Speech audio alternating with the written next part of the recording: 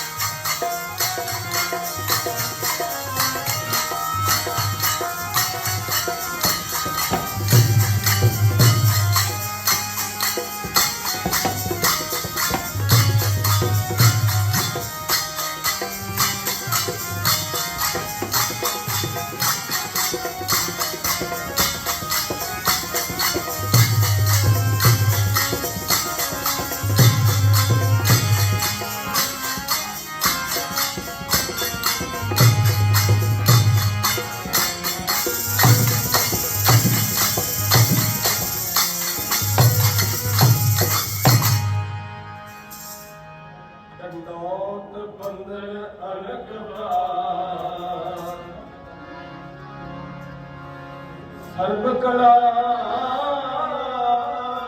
समरथ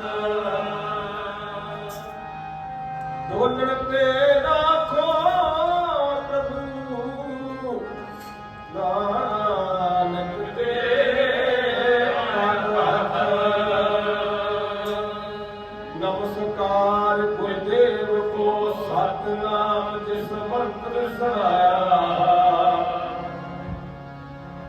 ਭਗਤ ਦੇ ਵਿੱਚੋਂ ਕੱਢ ਕੇ ਮੁਕਤ ਪਦਾਰਥ ਮਾਹੇ ਸਮਾਇਆ ਰਾਮ ਜਪੋ ਜੀ ਐਸੇ ਐਸੇ ਤੂੰ ਪ੍ਰਹਲਾਦ ਜਪਿਓ ਹਰ ਜੈਸੇ ਦੀਨ ਦਿਆਲ ਭਰੋਸੇ ਤੇਰੇ ਸਭ ਪਰਵਾਰ ਚੜਾਇਆ ਆਪੇ ਜਾਤ ਸੁਪਾਵਤਾ ਹੁਕਮ ਮਨਾਵੇ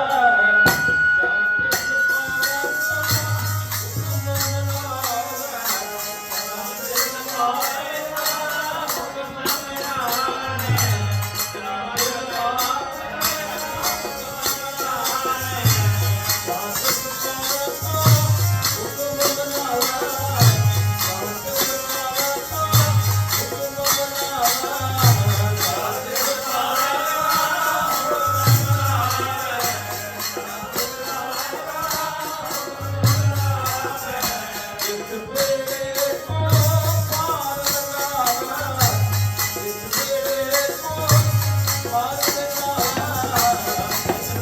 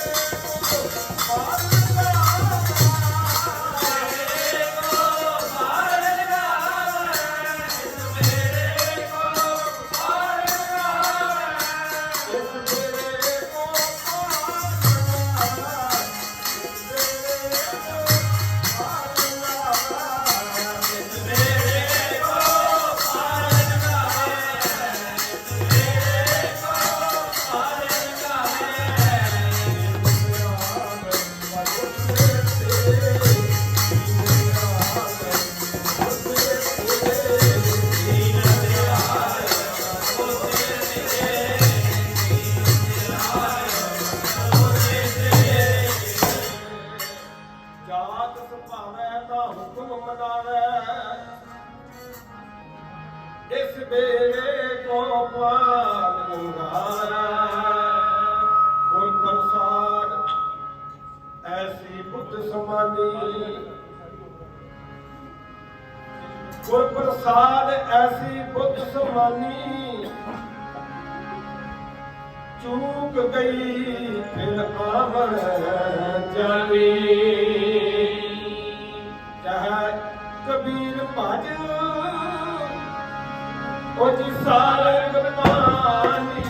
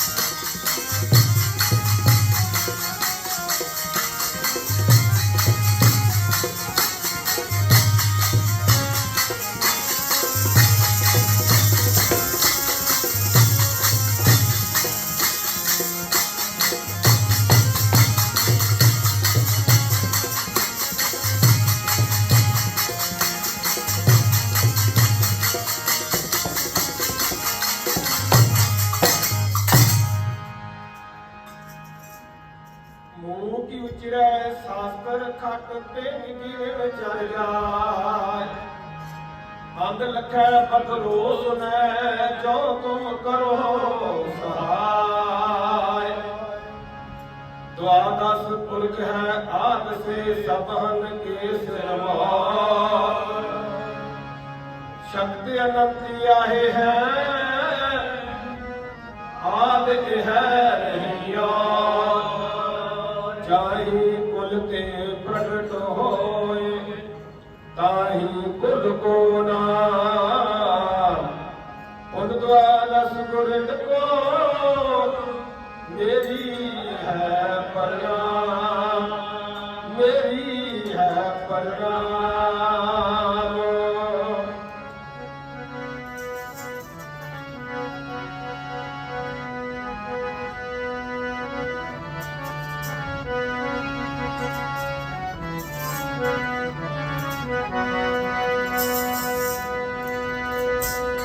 सतगुर मेरा मोहताज। सतगुर मेरा बेमोहताज।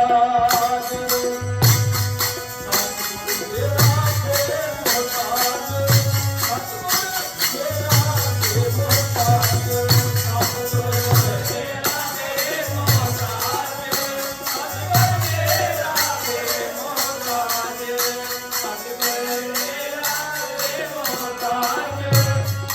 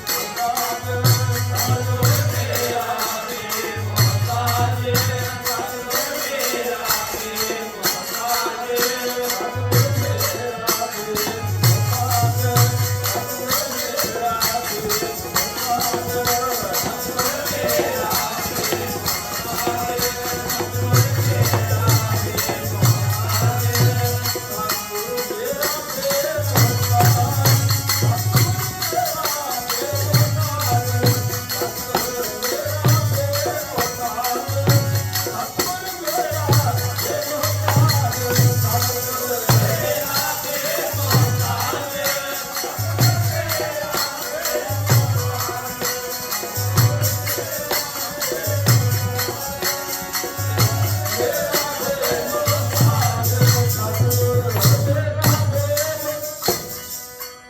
सतगुर मेरा बेमोहताज। सतगुरु मेरा सच्चा साध। सतगुरु मेरा पुरख विधाता। सतगुरु मेरा सब सुखा दाता। कोई जैसा नहीं को देव जिस मस्तक पार से लगा सेवा। गुर जैसा नहीं को देव जिस मस्तक पार से लगा सेवा। सतगुरु मेरा सर्व प्रतिपल। सतगुरु मेरा मार जीवन। सतगुरु मेरा तान दिता। सतगुरु मेरा कर दीवार। सतगुरु क्या हो ओ जी सत पल जाया। सतगुरु क्या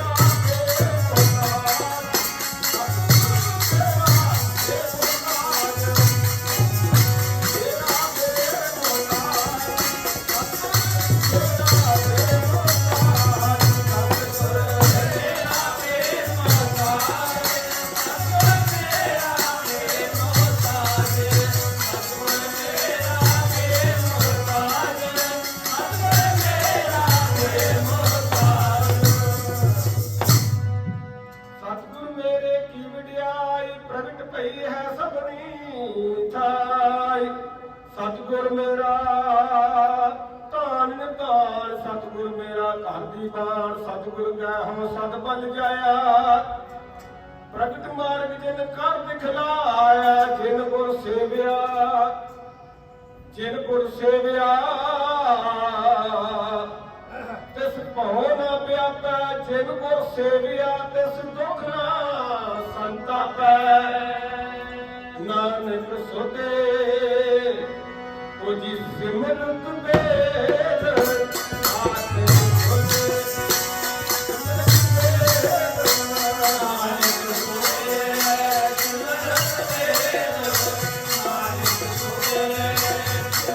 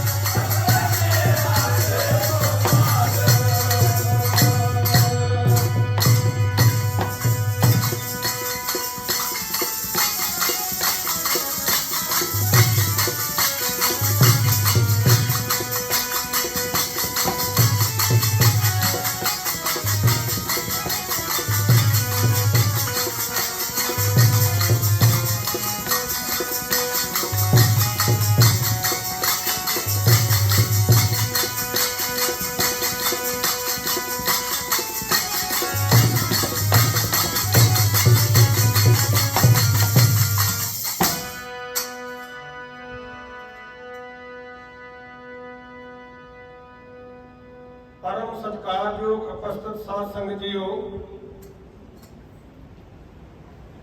आप बहुत ਵੱਡੇ ਭਾਗਾਂ ਵਾਲੇ ਹੋ ਜਿਹੜਾ ਅਜੋਕੇ ਸਮੇਂ ਦੇ ਵਿੱਚ ਜਿਸ ਨੂੰ ਆਪਾਂ ਭੌਤਿਕਵਾਦ ਦਾ ਯੁੱਗ, ਪਦਾਰਥਵਾਦ ਦਾ ਯੁੱਗ ਕਹਿੰਦੇ ਆ, ਇਸ ਯੁੱਗ ਦੇ ਵਿੱਚ, ਇਸ ਬਲਦੀ ਅੱਗ ਦੇ ਵਿੱਚ, ਭਿਆਨਕ ਸਮੇਂ ਦੇ ਵਿੱਚ ਜਿਸ ਯੁੱਗ ਨੂੰ ਕਲਯੁਗ ਕਾਲ ਦਾ ਨਾਮ ਦਿੱਤਾ ਹੈ, ਕੂੜ ਦਾ ਯੁੱਗ ਆਖਿਆ ਹੈ, ਉਸ ਯੁੱਗ ਦੇ ਵਿੱਚ ਜਿਸ ਤਰ੍ਹਾਂ ਸਤਿਗੁਰੂ ਅਰਜਨ ਦੇਵ ਪਾਤਸ਼ਾਹ ਪ੍ਰਮਾਣ ਕਰਦੇ ਨੇ ਸੁਖਮਨੀ ਸਾਹਿਬ ਦੇ ਵਿੱਚ, ਕੱਲ ਤਾਤੀ ਠੰਡਾ ਹਰ ਨਾਲੋਂ, ਭਾਵ ਇਸ ਯੁੱਗ ਦੇ ਵਿੱਚ ਕਲਯੁਗ ਬੜਾ ਤੱਤਾ ਹੈ, ਪਰ ਉਹਦੇ ਵਿੱਚ ਕਲਯੁਗ ਦੇ ਵਿੱਚ ਜਿਸ ਨੂੰ ਠੰਡਕ ਪ੍ਰਾਪਤ ਹੋ ਜਾਵੇ ਤੇ ਉਹਦੇ ਵਾਸਤੇ ਉਹ ਸਤਿਯੁਗ ਲੱਗਿਆ ਹੋਇਆ ਹੈ। ਕਿ ਕਲਯੁਗ ਦੇ ਵਿੱਚ ਗੁਰੂ ਸਾਹਿਬਾਂ ਨੇ ਗੁਰਬਾਣੀ ਵਿੱਚ ਲਿਖਿਆ ਹੈ, ਸਤਿਯੁਗ ਸਤ ਤੇਤਾ ਜਗੀ, ਦੁਆਪਰ ਪੂਜਾ ਚਾਰ, तीनों युग तीनों दृढ़े कल केवल नाम आधार। हर युग दे विच साडे सतगुरु साहिबान आए, उस परमेश्वर ने वखरे वखरे स्वरूपों में संसार के उत्ते अवतार धार के भुली भटकी लोकाई नूं गुरु की चरनी लाया, सच्चा सुचा मार्ग दसिया अते जन्म मरण का लेखा जिहड़ा वो मुका दिता। तो उसे ही लड़ी दे विच कलयुग विच सतगुरु जी ने इस नूं होर भी सखैण रस्ता बनाया। रस्ता तो सखैण बनाया, पर नाल ही इस युग दे विच इंसान जिहड़ा ਉਹ ਆਪਣੇ ਕੰਮਾਂ ਕਾਰਾਂ ਦੇ ਵਿੱਚ ਇੰਨਾ ਮਸਤ ਹੋ ਗਿਆ ਕਿ ਉਸ ਨੂੰ ਸਮਾਂ ਕੱਢਣਾ ਇਹ ਮੁਸ਼ਕਲ ਹੋ ਗਿਆ ਕਿ ਨਾਮ ਜਪਣ ਵਾਸਤੇ, ਗੁਰਬਾਣੀ ਦਾ ਪਾਠ ਕਰਨ ਵਾਸਤੇ, ਸਤ ਸੰਗਤ ਕਰਨ ਵਾਸਤੇ ਉਹ ਸਮਾਂ ਜਿਹੜਾ ਭਾਗਾਂ ਵਾਲੇ ਦੇ ਹਿੱਸੇ ਆਉਂਦਾ ਹੈ। ਤੋ ਆਪ ਬੜੇ ਵੱਡੇ ਭਾਗਾਂ ਵਾਲੇ ਹੋ। ਕੱਲ ਦੀ ਤਰ੍ਹਾਂ ਆਪਾਂ ਸਤਿਗੁਰੂ ਜੀ ਦਾ ਜਸ ਕਰਨ ਵਾਸਤੇ, ਉਹਦੀ ਉਪਮਾ ਕਰਨ ਵਾਸਤੇ ਆਪਾਂ ਇੱਥੇ ਗੁਰਦੁਆਰਾ ਸਾਹਿਬ ਵਿਖੇ ਸਾਰੀ ਸੰਗਤ ਗੁਰੂ ਦਰਬਾਰ 'ਚ ਬੈਠੇ ਹਾਂ। ਤਾਂ ਗੁਰੂ ਸਾਹਿਬ ਗੁਰਬਾਣੀ 'ਚ ਕਹਿੰਦੇ ਨੇ ਸਤਿਗੁਰੂ ਦਾ ਜਸ ਹੈ ਜੋ ਉਹ ਇਸ ਤਰ੍ਹਾਂ ਦਾ ਹੈ। ਕਿਸੇ ਵੀ ਗੁਰੂ ਸਾਹਿਬਾਨ ਦਾ ਆਪਾਂ ਜਸ ਕਰਦੇ ਹਾਂ, ਸਤਿਗੁਰੂ ਨਾਨਕ ਦਾ ਕਰਦੇ ਹਾਂ, ਸਤਿਗੁਰੂ ਅਮਰਦਾਸ ਪਾਤਸ਼ਾਹ ਦਾ ਕਰਦੇ ਹਾਂ ਤਾਂ ਉਹ ਸਤਿਗੁਰੂ ਨਾਨਕ ਦਾ ਜਸ ਹੋ ਜਾਂਦਾ ਹੈ। ਸਤਿਗੁਰੂ ਅਰਜਨ ਦੇਵ ਦਾ ਕਰਦੇ ਆ ਤਾਂ ਸਤਿਗੁਰੂ ਅਮਰਦਾਸ ਦਾ ਹੋ ਜਾਂਦਾ। ਭਾਵ ਕਿਸੇ ਵੀ ਗੁਰੂ ਦਾ ਕਰਦੇ ਆ ਤਾਂ ਕਿਉਂਕਿ ਜੋਤ ਉਹਾ ਜੁਗ ਦਸੈ ਸਹਿ ਕਾਇਆ ਫੇਰ ਪਲਟੀ ਹੈ। ਜੋਤ ਉਹੀ ਹੈ, ਸਰੀਰ ਸਤਿਗੁਰੂ ਜਿਹੜਾ ਉਹ ਆਪਣੀ ਕਾਇਆ ਪਲਟ ਕੇ ਆਉਂਦਾ ਹੈ। ਔਰ ਵੱਡੇ ਭਾਗਾਂ ਵਾਲੀਆਂ ਰੂਹਾਂ ਜਿਹੜੀਆਂ ਉਹਨਾਂ ਦੇ ਘਰ ਅਵਤਾਰ ਬਣ ਕੇ ਆਉਂਦਾ ਹੈ। ਔਰ ਉਹ ਮਾਤਾ ਪਿਤਾ ਜਿਹੜੇ ਨੇ ਉਹ ਧੰਨ ਹੋ ਜਾਂਦੇ ਨੇ। ਗੁਰੂ ਸਾਹਿਬਾਂ ਨੇ ਗੁਰਬਾਣੀ 'ਚ ਲਿਖਿਆ ਹੈ ਕਿ ਸਾ ਧਰਤੀ ਪਈ ਹਰਿਆਵਲੀ ਜਿੱਥੇ ਮੇਰਾ ਸਤਿਗੁਰ ਬੈਠਾ ਆਏ, ਸੇ ਜੰਤ ਭਏ ਹਰਿਆਵਲੇ ਜਿਨੀ ਮੇਰਾ ਸਤਿਗੁਰ ਦੇਖਿਆ ਜਾਏ। ਧੰਨ ਧੰਨ ਕੁਲ ਧੰਨ ਧੰਨ ਸੋ ਜਣੀ ਜਿਹਨੂੰ ਗੁਰੂ ਜਣਿਆ ਮਾਏ। ਭਾਵ ਕਿ ਉਹ ਕੁੱਲ ਵੱਡੇ ਭਾਗਾਂ ਵਾਲੀ ਹੈ। ਉਹ ਮਾਤਾ ਪਿਤਾ ਵੱਡੇ ਭਾਗਾਂ ਵਾਲੇ ਨੇ ਜਿੱਥੇ ਸਤਿਗੁਰੂ ਜੀ ਅਵਤਾਰ ਧਾਰਦੇ ਨੇ। ਕਿਉਂਕਿ ਪਰਮੇਸ਼ਰ ਨੇ ਆਪਣੇ ਦੋ ਸਰੂਪ ਦੱਸੇ ਨੇ ਸੰਸਾਰ ਦੇ ਉੱਤੇ। ਇੱਕ ਉਹ ਨਿਰਗੁਣ ਜਿਹਦੇ ਵਿੱਚ ਉਹ ਪ੍ਰਤੱਖ ਰੂਪ ਵਿੱਚ ਕਿਸੇ ਨੂੰ ਵੀ ਨਜ਼ਰ ਨਹੀਂ ਆਉਂਦੇ, ਪਰ ਉਹ ਸਾਰੀ ਸੰਸਾਰ ਦੀ ਇਸ ਕਿਰਿਆ ਨੂੰ ਚਲਾ ਰਹੇ ਨੇ। ਉਹਦੇ ਹੁਕਮ ਅਨੁਸਾਰ ਚੱਲ ਰਿਹਾ, ਉਹਦੇ ਹੁਕਮ ਅਨੁਸਾਰ ਪਤਾ ਵੀ ਨਹੀਂ ਹੈਗਾ। ਹੁਕਮ ਅੰਦਰ ਸਭ ਕੋ ਬਾਹਰ ਹੁਕਮ ਨਾ ਹੋਏ। ਜਿੱਥੇ ਉਹਦਾ ਆਕਾਰ ਕੁਝ ਨਹੀਂ ਦਿਖਦਾ, ਉਹਦਾ ਚੱਕਰ ਚਿਹਨ ਜਿਹੜਾ ਉਹ ਕੁਝ ਨਹੀਂ ਦਿਖਦਾ। ਇੱਕ ਉਹ ਨਿਰਗੁਣ ਸਰੂਪ ਹੈ, ਪਰ ਉਹ ਨਿਰਗੁਣ ਸਰੂਪ ਜਿਹੜਾ ਉਸ ਨੂੰ ਕੋਈ ਸੰਸਾਰ ਦੇ ਉੱਤੇ ਵਿਰਲਾ ਹੀ ਪ੍ਰਾਪਤ ਕਰ ਸਕਦਾ ਹੈ। ਪਰ ਉਹ ਸਰੂਪ ਜਦੋਂ ਸਾਹਮਣੇ ਦਿਸਦਾ ਹੀ ਨਹੀਂ ਤਾਂ ਕਹਿੰਦੇ ਨੇ ਉਹਦੀ ਪ੍ਰਾਪਤੀ ਕਿੱਦਾਂ, ਉਸ ਪਰਮਾਤਮਾ ਦੀ ਪ੍ਰਾਪਤੀ ਕਿੱਦਾਂ ਹੋ ਸਕਦੀ ਹੈ। ਤਾਂ ਸਤਿਗੁਰੂ ਜੀ ਨੇ ਪਹਿਲਾਂ ਹੀ ਸਭ ਤੋਂ ਪਹਿਲਾਂ ਗੁਰਬਾਣੀ ਵਿੱਚ ਸ੍ਰੀ ਗੁਰੂ ਗ੍ਰੰਥ ਸਾਹਿਬ ਦੇ ਵਿੱਚ ਜਦੋਂ ਉਹਨਾਂ ਨੇ ਜਪਜੀ ਸਾਹਿਬ ਨੂੰ ਸ਼ੁਰੂ ਕੀਤਾ ਤੇ ਉਹਨਾਂ ਨੇ ਪਹਿਲਾਂ ਹੀ ਦੱਸਿਆ ਕਿ ਉਸ ਪਰਮਾਤਮਾ ਨੂੰ ਪਾਉਣ ਵਾਸਤੇ ਉਹਦੇ ਨਾਲ ਮੇਲ ਜਿਹੜਾ ਹੁੰਦਾ ਉਹ ਕਿਸ ਤਰੀਕੇ ਨਾਲ ਹੁੰਦਾ। ਉਹ ਕਹਿੰਦੇ ਨੇ ਇੱਕ ਓੰਕਾਰ ਸਤਿਨਾਮ ਕਰਤਾ ਪੁਰਖ ਨਿਰਭਉ ਨਿਰਵੈਰ ਅਕਾਲ ਮੂਰਤ ਅਜੂਨੀ ਸਾਹਿਬ ਇੱਥੋਂ ਤੱਕ ਉਹ ਫਰਮਾਨ ਕਰਦੇ ਨੇ ਕਿ ਉਹ ਜਿਹੜਾ ਇੱਕ ਓੰਕਾਰ ਹੈ, ਇੱਕੋ ਹੀ ਹੈ, ਹੋਰ ਕੋਈ ਨਹੀਂ। ਉਹ ਸੱਚ ਹੈ, ਉਹਦਾ ਨਾਮ ਵੀ ਸੱਚਾ ਹੈ। ਉਹ ਕਰਤਾ ਹੈ, ਉਹਦੀ ਸਾਰੀ ਰਚਨਾ ਕੀਤੀ ਹੋਈ ਹੈ। ਉਹ ਕਰਤਾ ਪੁਰਖ ਹੈ, ਕਰਤਾ ਪੁਰਖ ਨਿਰਭਉ ਭਾਵ ਡਰਨ ਵਾਲਾ ਨਹੀਂ ਕਿਸੇ ਤੋਂ, ਨਿਰਵੈਰ ਕਿਸੇ ਨਾਲ ਉਹਦਾ ਕੋਈ ਵੈਰ ਹੀ ਨਹੀਂ। ਇੱਕ ਓੰਕਾਰ ਸਤਿਨਾਮ ਕਰਤਾ ਪੁਰਖ ਨਿਰਭਉ ਨਿਰਵੈਰ ਅਕਾਲ ਮੂਰਤ, ਕਾਲ ਤੋਂ ਰਹਿਤ ਹੈ, ਅਕਾਲ ਮੂਰਤ ਹੈ, ਉਹ ਕਾਲ ਤੋਂ ਰਹਿਤ ਹੈ। ਅਜੂਨੀ ਸਾਹਿਬ ਉਹ ਆਪਣੇ ਆਪ ਤੋਂ ਹੀ ਪ੍ਰਕਾਸ਼, ਉਹਦਾ ਆਪਣੇ ਆਪ ਤੋਂ ਪ੍ਰਕਾਸ਼ ਹੈ। ਪਰ ਕਹਿੰਦੇ ਨੇ ਐਸੇ ਅਕਾਲ ਪੁਰਖ ਦੀ ਪ੍ਰਾਪਤੀ ਕਿਵੇਂ ਹੋ ਸਕਦੀ ਹੈ ਜਿਹਦੇ ਇੰਨੇ ਗੁਣ ਦੇ ਦਿੱਤੇ ਨੇ। ਕਾਲ ਤੋਂ ਰਹਿਤ ਹੈ, ਅਜੂਨਾ ਤੋਂ ਜੁਨੀਆਂ ਤੋਂ ਰਹਿਤ ਹੈ, ਆਪਣੇ ਆਪ ਤੋਂ ਪੈਦਾ ਹੋਇਆ। ਉਹਦੀ ਪ੍ਰਾਪਤੀ ਕਿਵੇਂ ਹੋ ਸਕਦੀ ਹੈ, ਕਿਵੇਂ ਉਹਨੂੰ ਪਾਇਆ ਜਾ ਸਕਦਾ ਹੈ। ਤਾਂ ਸਤਿਗੁਰੂ ਜੀ ਕਹਿੰਦੇ ਨੇ ਗੁਰ ਪ੍ਰਸਾਦ, ਗੁਰੂ ਦੀ ਕਿਰਪਾ ਨਾਲ, ਸਤਿਗੁਰੂ ਦੀ ਕਿਰਪਾ ਨਾਲ। ਤੇ ਗੁਰੂ ਕੌਣ ਹੈ? ਉਹੀ ਅਕਾਲ ਪੁਰਖ। ਜਦੋਂ ਸਤਿਗੁਰੂ ਨਾਨਕ ਬਣ ਕੇ ਆਉਂਦਾ ਨਾ, ਆਪਾਂ ਆਮ ਕਹਿ ਦਿੰਦੇ ਆ, ਸਮਾਧੀਆਂ ਲਾਉਂਦੇ ਆ, ਰੱਬ ਨੂੰ ਮਿਹਰੇ ਤਾਨੇ ਵੀ ਮਾਰਦੇ ਆ, ਰੱਬਾ ਤੂੰ ਆਹ ਕੁਝ ਨਹੀਂ ਸਾਡੇ ਵਾਸਤੇ ਕੀਤਾ, ਤੈਨੂੰ ਏਦਾਂ ਚਾਹੀਦਾ ਸੀ, ਹੋਰ ਨਹੀਂ। ਤੇ ਆਪਾਂ ਬਹੁਤ ਸਾਡੀਆਂ ਇਸ ਤਰ੍ਹਾਂ ਦੀਆਂ ਸੰਕੀਰਨ ਸੋਚਾਂ ਨੇ ਕਿ ਸਾਨੂੰ ਉਹ ਸਭ ਕੁਝ ਦਿੰਦਾ, ਸਭ ਕੁਝ ਕਿਰਪਾ ਕਰਦਾ ਹੈ, ਤਾਂ ਫੇਰ ਵੀ ਉਹਨੂੰ ਕਹਿੰਦੇ ਰਹਿੰਦੇ ਆ ਵੀ ਦੇਖੋ ਇਹਨੇ ਕਿੰਨੀ ਗਰਮੀ ਲਾਈ ਹੈ, ਮੀਂਹ ਨਹੀਂ ਪਾਉਂਦਾ, ਫਲਾਣੇ ਥਾਂ ਇੰਨਾ ਪਾਉਂਦਾ ਹੈ, ਇੱਥੇ ਨਹੀਂ ਪਾਇਆ। ਭਾਵ ਕਿ ਉਹਦੇ ਹਰ ਜੋ ਉਹ ਕਰ ਰਿਹਾ ਉਹ ਸਭ ਕੁਝ ਠੀਕ ਕਰ ਰਿਹਾ। ਉਸਨੇ ਸਾਰੀ ਦੁਨੀਆ ਨੂੰ ਸਾਧਿਆ ਔਰ ਸਭ ਵਾਸਤੇ ਉਹਨੇ ਸਭ ਕੁਝ ਮੁਹੱਈਆ ਕੀਤਾ ਹੋਇਆ ਹੈ। ਤੋ ਇਸ ਕਰਕੇ ਕਹਿੰਦੇ ਨੇ ਗੁਰ ਪ੍ਰਸਾਦ, ਉਹ ਗੁਰੂ ਦੀ ਕਿਰਪਾ ਤੋਂ ਬਿਨਾਂ ਨਹੀਂ ਮਿਲ ਸਕਦਾ। ਉਹ ਉਦੋਂ ਹੀ ਮਿਲੇਗਾ ਜਦੋਂ ਮਹਿਤਾ ਕਾਲੂ ਤੇ ਮਾਤਾ ਤ੍ਰਿਪਤਾ ਦੇ ਘਰ ਸਤਿਗੁਰੂ ਨਾਨਕ ਬਣ ਕੇ ਆਇਆ ਤਾਂ ਉਦੋਂ ਸਾਨੂੰ ਉਸ ਪਰਮਾਤਮਾ ਦੇ ਦਰਸ਼ਨ ਹੋਏ। ਔਰ ਉਸ ਪਰਮਾਤਮਾ ਨੂੰ ਜਿਹੜਾ ਸਤਿਗੁਰੂ ਬਣ ਕੇ ਆਇਆ ਅਕਾਲ ਪੁਰਖ ਖੁਦ ਰੋਮ ਰੋਮ ਕੋਟ ਬ੍ਰਹਮਾਂਡ ਕੋ ਨਿਵਾਸ ਜਾਸ मानस अवतार धार दस दिखाए हैं जाके ओ अंकार के आकार है नाना प्रकार श्री मुख शब्द को सिखण सुनाए हैं।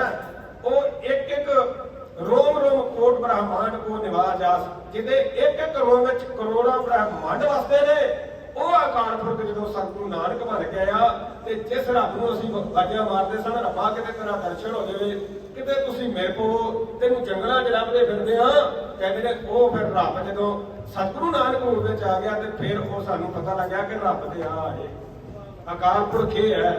ਤਾਂ ਇਸ ਕਰਕੇ ਸਤਿਸੰਗੀਓ ਮੈਂ ਅੱਜ ਕਰ ਰਿਹਾ ਸਾਂ ਉਹ ਸਤਿਗੁਰੂ ਨਾਨਕ ਦੇ ਪਾਤਸ਼ਾਹ ਜੀ ਨੂੰ ਇੱਕ ਵਾਰੀ ਆਪਾਂ ਧੰਨ ਆਖੀਏ ਕਿਉਂਕਿ ਸਤਿਗੁਰੂ ਜੀ ਨੂੰ ਆਪਾਂ ਇੱਕ ਆਮ ਸੰਸਾਰ ਦੇ ਉੱਤੇ ਭਜਨ ਬੰਦਗੀ ਕੋਈ ਕਰਦਾ ਹੈ ਕੋਈ ਨੇਕ ਕੰਮ ਕਰਦਾ ਹੈ ਕੋਈ ਚੰਗੇ ਕਰਮ ਕਰ ਰਿਹਾ ਹੈ ਤਾਂ ਉਸ ਨੂੰ ਵੀ ਕਹਿੰਦੇ ਆ ਵੀ ਉਹ ਬੰਦਾ ਫਲਾਣਾ ਜਿਹੜਾ ਧੰਨ ਹੈ ਫਲਾਣਾ ਜਿਹੜੇ ਮਹਾਂਪੁਰਖ ਨੇ ਉਹ ਧੰਨ ਨੇ ਫਲਾਣਾ ਚੰਗੇ ਕੰਮ ਕਰਦਾ ਉਹ ਧੰਨ ਹੈ ਉਹਦੀ ਕਰਨੀ ਚੰਗੀ ਹੈ। ਤਾਂ ਜਿਹੜਾ ਉਹ ਸਾਨੂੰ ਥਾਪਣ ਵਾਲਾ ਜਿਹੜਾ ਸਤਿਗੁਰੂ ਹੈ ਉਹ ਕਿੰਨਾ ਵੱਡਾ ਧੰਨ ਹੈ ਜਿਨੀ ਤੁਧ ਨੂੰ ਧੰਨ ਕਹਿਆ ਤਿੰਨ ਜਮ ਨੇੜ ਨਾ ਆਇਆ। ਇਸ ਕਰਕੇ ਉਹ ਸਤਿਗੁਰੂ ਨਾਨਕ ਪਾਤਸ਼ਾਹ ਨੂੰ ਯਾਦ ਕਰੀਏ ਤੇ ਸਾਰੇ ਹੀ ਗੱਜ ਕੇ ਆਖੋ ਧੰਨ ਸ੍ਰੀ ਸਤਿਗੁਰੂ ਨਾਨਕ ਦੇਵ ਜੀ ਮਹਾਰਾਜ। ਤਾਂ ਫਿਰ ਉਸੇ ਸਤਿਗੁਰੂ ਦੀ ਦਸਵੀਂ ਜੋਤ ਉਹ ਦਸਵੀਂ ਜੋਤ ਜਦੋਂ ਆਈ ਸਤਿਗੁਰੂ ਗੋਬਿੰਦ ਸਿੰਘ ਪਾਤਸ਼ਾਹ ਜੀ ਦੀ ਤਾਂ ਉਹਨਾਂ ਨੇ ਆਪਣਾ ਮੈਂ ਪਹਿਲਾਂ ਵੀ ਅਰਜ਼ ਕੀਤੀ ਸੀ ਕਿ ਉਹਨਾਂ ਨੇ ਵਡੇਰਿਆਂ ਨੂੰ ਯਾਦ ਕੀਤਾ ਗੁਰੂ ਸਾਹਿਬਾਂ ਨੂੰ ਆਪਣੀ ਕਥਾ ਆਪ ਲਿਖੀ ਔਰ ਸੰਸਾਰ ਦੇ ਉੱਤੇ ਆ ਕੇ ਆਖਿਆ ਕਿ ਮੈਂ ਇਸ ਕੰਮ ਲਈ ਆਇਆ ਮੈਨੂੰ ਅਕਾਲ ਪੁਰਖ ਨੇ ਇਸ ਵਾਸਤੇ ਭੇਜਿਆ ਮੈਂ ਆਪਣਾ ਸੁਤ ਤੋਹੇ ਨਿਵਾਜਾ ਪੰਥ ਪਰਚੁਰ ਕਰਵੇ ਕੋ ਸਾਜਾ ਚਾਹੇ ਤਹਾਂ ਤੇ ਧਰਮ ਚਲਾਏ ਕਬੁੱਧ ਕਰਨ ਤੇ ਲੋਕ ਹਟਾਏ। ਸਤਿਗੁਰੂ ਗੋਬਿੰਦ ਸਿੰਘ ਪਾਤਸ਼ਾਹ ਕਹਿੰਦੇ ਨੇ ਸਭ ਗੱਜ ਕੇ ਆਖੋ ਧੰਨ ਸ੍ਰੀ ਸਤਿਗੁਰੂ ਗੋਬਿੰਦ ਸਿੰਘ ਸੱਚੇ ਪਾਤਸ਼ਾਹ। ਸਤਿਗੁਰੂ ਗੋਬਿੰਦ ਸਿੰਘ ਪਾਤਸ਼ਾਹ ਕਹਿ ਰਹੇ ਨੇ ਕਿ ਉਹ ਮੇਰੇ ਅਕਾਲ ਪੁਰਖ ਨੇ ਹੁਕਮ ਕੀਤਾ ਕਿ ਮੈਂ ਤੈਨੂੰ ਆਪਣਾ ਸ੍ਰੇਸ਼ਟ ਸੁਪੁੱਤਰ ਬਣਾ ਕੇ ਭੇਜਣਿਆ। ਪਰ ਸਤਿਗੁਰੂ ਜੀ ਇਹ ਵੀ ਕਹਿੰਦੇ ਨੇ ਕਿ ਮੈਂ ਅਕਾਲ ਪੁਰਖ ਦੇ ਚਰਨਾਂ 'ਚ ਬੇਨਤੀ ਕੀਤੀ ਕਿ ਮੇਰਾ ਤਾਂ ਜੀ ਨਹੀਂ ਕਰਦਾ ਜਾਣ ਨੂੰ ਸੰਸਾਰ ਤੇ ਚਿੱਤ ਨਾ ਭਇਓ ਹਮਰੋ ਆਵਣ ਕਾ ਚੁਭੀ ਰਹੀ ਸੁਰਤ ਪ੍ਰਭ ਚਰਨਾਂ ਦਾ। ਮੇਰੀ ਸੁਰਤੀ ਆਪਦੇ ਚਰਨਾਂ ਨਾਲ ਜੁੜੀ ਹੋਈ ਹੈ ਮੇਰਾ ਜੀ ਨਹੀਂ ਕਰਦਾ ਪਰ ਜਬ ਪ੍ਰਭ ਆਇਸ ਹੋਏ ਦੀਆ ਤਬ ਹਮ ਜਨਮ ਕਦੋਂ ਮੈਂ ਲਿਆ ਇਸ ਕਰਕੇ ਆਉਣਾ ਪਿਆ। ਤੇ ਨਾਲੇ ਬੇਨਤੀ ਕੀਤੀ ਇਹ ਅਕਾਲ ਪੁਰਖ ਤੁਸੀਂ ਤੇ ਆਂਦੇ ਹੋ ਕਿ ਮੈਂ ਆਪਣਾ ਸੁਤ ਤੋਹੇ ਨਵਾਜਾ ਪੰਥ ਪ੍ਰਚੁਰ ਕਰਵੇ ਕੋ ਸਾਜਾ ਜਾ ਕੇ ਪੰਥ ਦਾ ਪ੍ਰਚਾਰ ਕਰੋ ਪੰਥ ਸਾਜੋ। ਤਾਂ ਸਤਿਗੁਰੂ ਗੋਬਿੰਦ ਸਿੰਘ ਪਾਤਸ਼ਾਹ ਕਹਿੰਦੇ ਮੈਂ ਫਿਰ ਬੇਨਤੀ ਕੀਤੀ ਠਾਠ ਪੈਵੋ ਮੈਂ ਚੋਰ ਕਰ ਭਾਵ ਕੇ ਮੈਂ ਖਲੋ ਗਿਆ ਠਾਠ ਭਇਓ ਖਲੋ ਕੇ ਬੇਨਤੀ ਕੀਤੀ ਠਾਠ ਭਇਓ ਮੈਂ ਚੋਰ ਕਰ ਕਰਦਾ ਭਾਵ ਕੇ ਦੋਵੇਂ ਹੱਥ ਜੋੜ ਕੇ ਬੇਨਤੀ ਕੀਤੀ ਬਚਨ ਕਹਾ ਸਿਰ ਲਿਆਏ ਤੁਹਾਡਾ ਬਚਨ ਅਕਾਲ ਪੁਰਖ ਮੇਰੇ ਸਿਰ ਮੱਥੇ ਤੇ ਹੈ। ਪਰ ਅਗਲੀ ਪੰਕਤੀ 'ਚ ਕਹਿੰਦੇ ਨੇ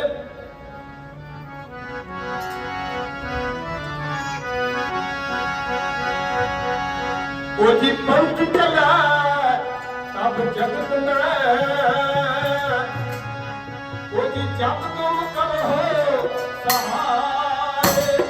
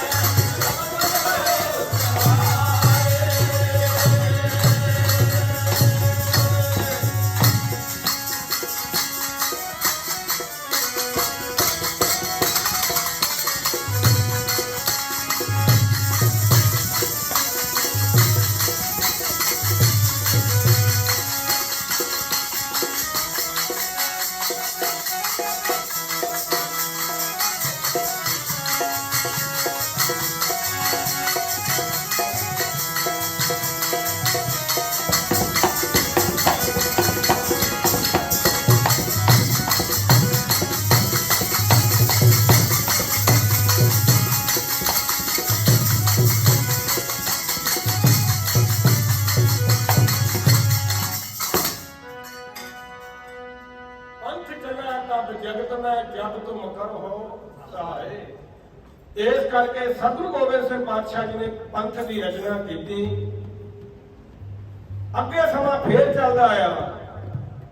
ਸਤਿਗੁਰੂ ਰਾਮ ਸਿੰਘ ਸੱਚੇ ਪਾਤਸ਼ਾਹ ਕਿਰਪਾ ਕੀਤੀ, ਉਹਨਾਂ ਨੂੰ ਕੋਈ ਕਿਸੇ ਰੂਪ ਵਿੱਚ ਕੋਈ ਬਾਬਾ ਜੀ ਕਹਿ ਦਿੰਦਾ ਹੈ, ਕੋਈ ਭਾਈ ਜੀ ਕਹਿ ਦਿੰਦਾ ਹੈ, ਕੋਈ ਜੰਗੇ ਆਜ਼ਾਦੀ ਦੇ ਮੋਢੀ ਕਹਿੰਦਾ ਹੈ। ਉਹ ਜਿਸ ਰੂਪ ਵਿੱਚ ਆਏ, ਸਤਿਗੁਰੂ ਗੋਬਿੰਦ ਸਿੰਘ ਪਾਤਸ਼ਾਹ ਜੀ ਜੋ ਰਚਿਤ ਉਹਨਾਂ ਦੇ ਗ੍ਰੰਥ ਨੇ, ਸੰਸਾਰ ਦੇ ਉੱਤੇ ਅੱਜ ਕੋਈ ਪੜ੍ਹਦਾ ਹੈ, ਕੋਈ ਨਹੀਂ ਪੜ੍ਹਦਾ, ਕੋਈ ਮੰਨਦਾ ਹੈ, ਕੋਈ ਨਹੀਂ ਮੰਨਦਾ। ਇਹ ਤਾਂ ਆਪੋ ਆਪਣੀ ਸੋਚ ਹੈ। ਆਪਣੀ ਸੋਚ ਮੁਤਾਬਕ ਇਨਸਾਨ ਜਿਹੜਾ ਉਹ ਆਪਣੇ ਜੀਵਨ ਨੂੰ ਜੀ ਰਿਹਾ ਹੈ। ਲੇਕਿਨ ਸਤਿਗੁਰੂ ਰਾਮ ਸਿੰਘ ਸੱਚੇ ਪਾਤਸ਼ਾਹ ਨੇ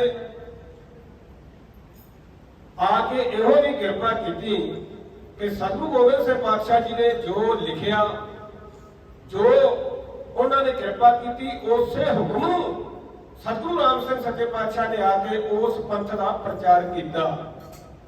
ਸਤਿਗੁਰੂ ਗੋਬਿੰਦ ਸਿੰਘ ਪਾਤਸ਼ਾਹ ਆਪਣੀ ਗ੍ਰੰਥਨਾਮਾ ਪਾਤਸ਼ਾਹੀ 10ਵੀਂ ਉਹਦੇ ਵਿੱਚ ਇਹ ਲਿਖਦੇ ਨੇ ਕਿ ਪ੍ਰਗਟ 12ਵਾਂ ਬੱਪ ਦਰਸਾਵੈ।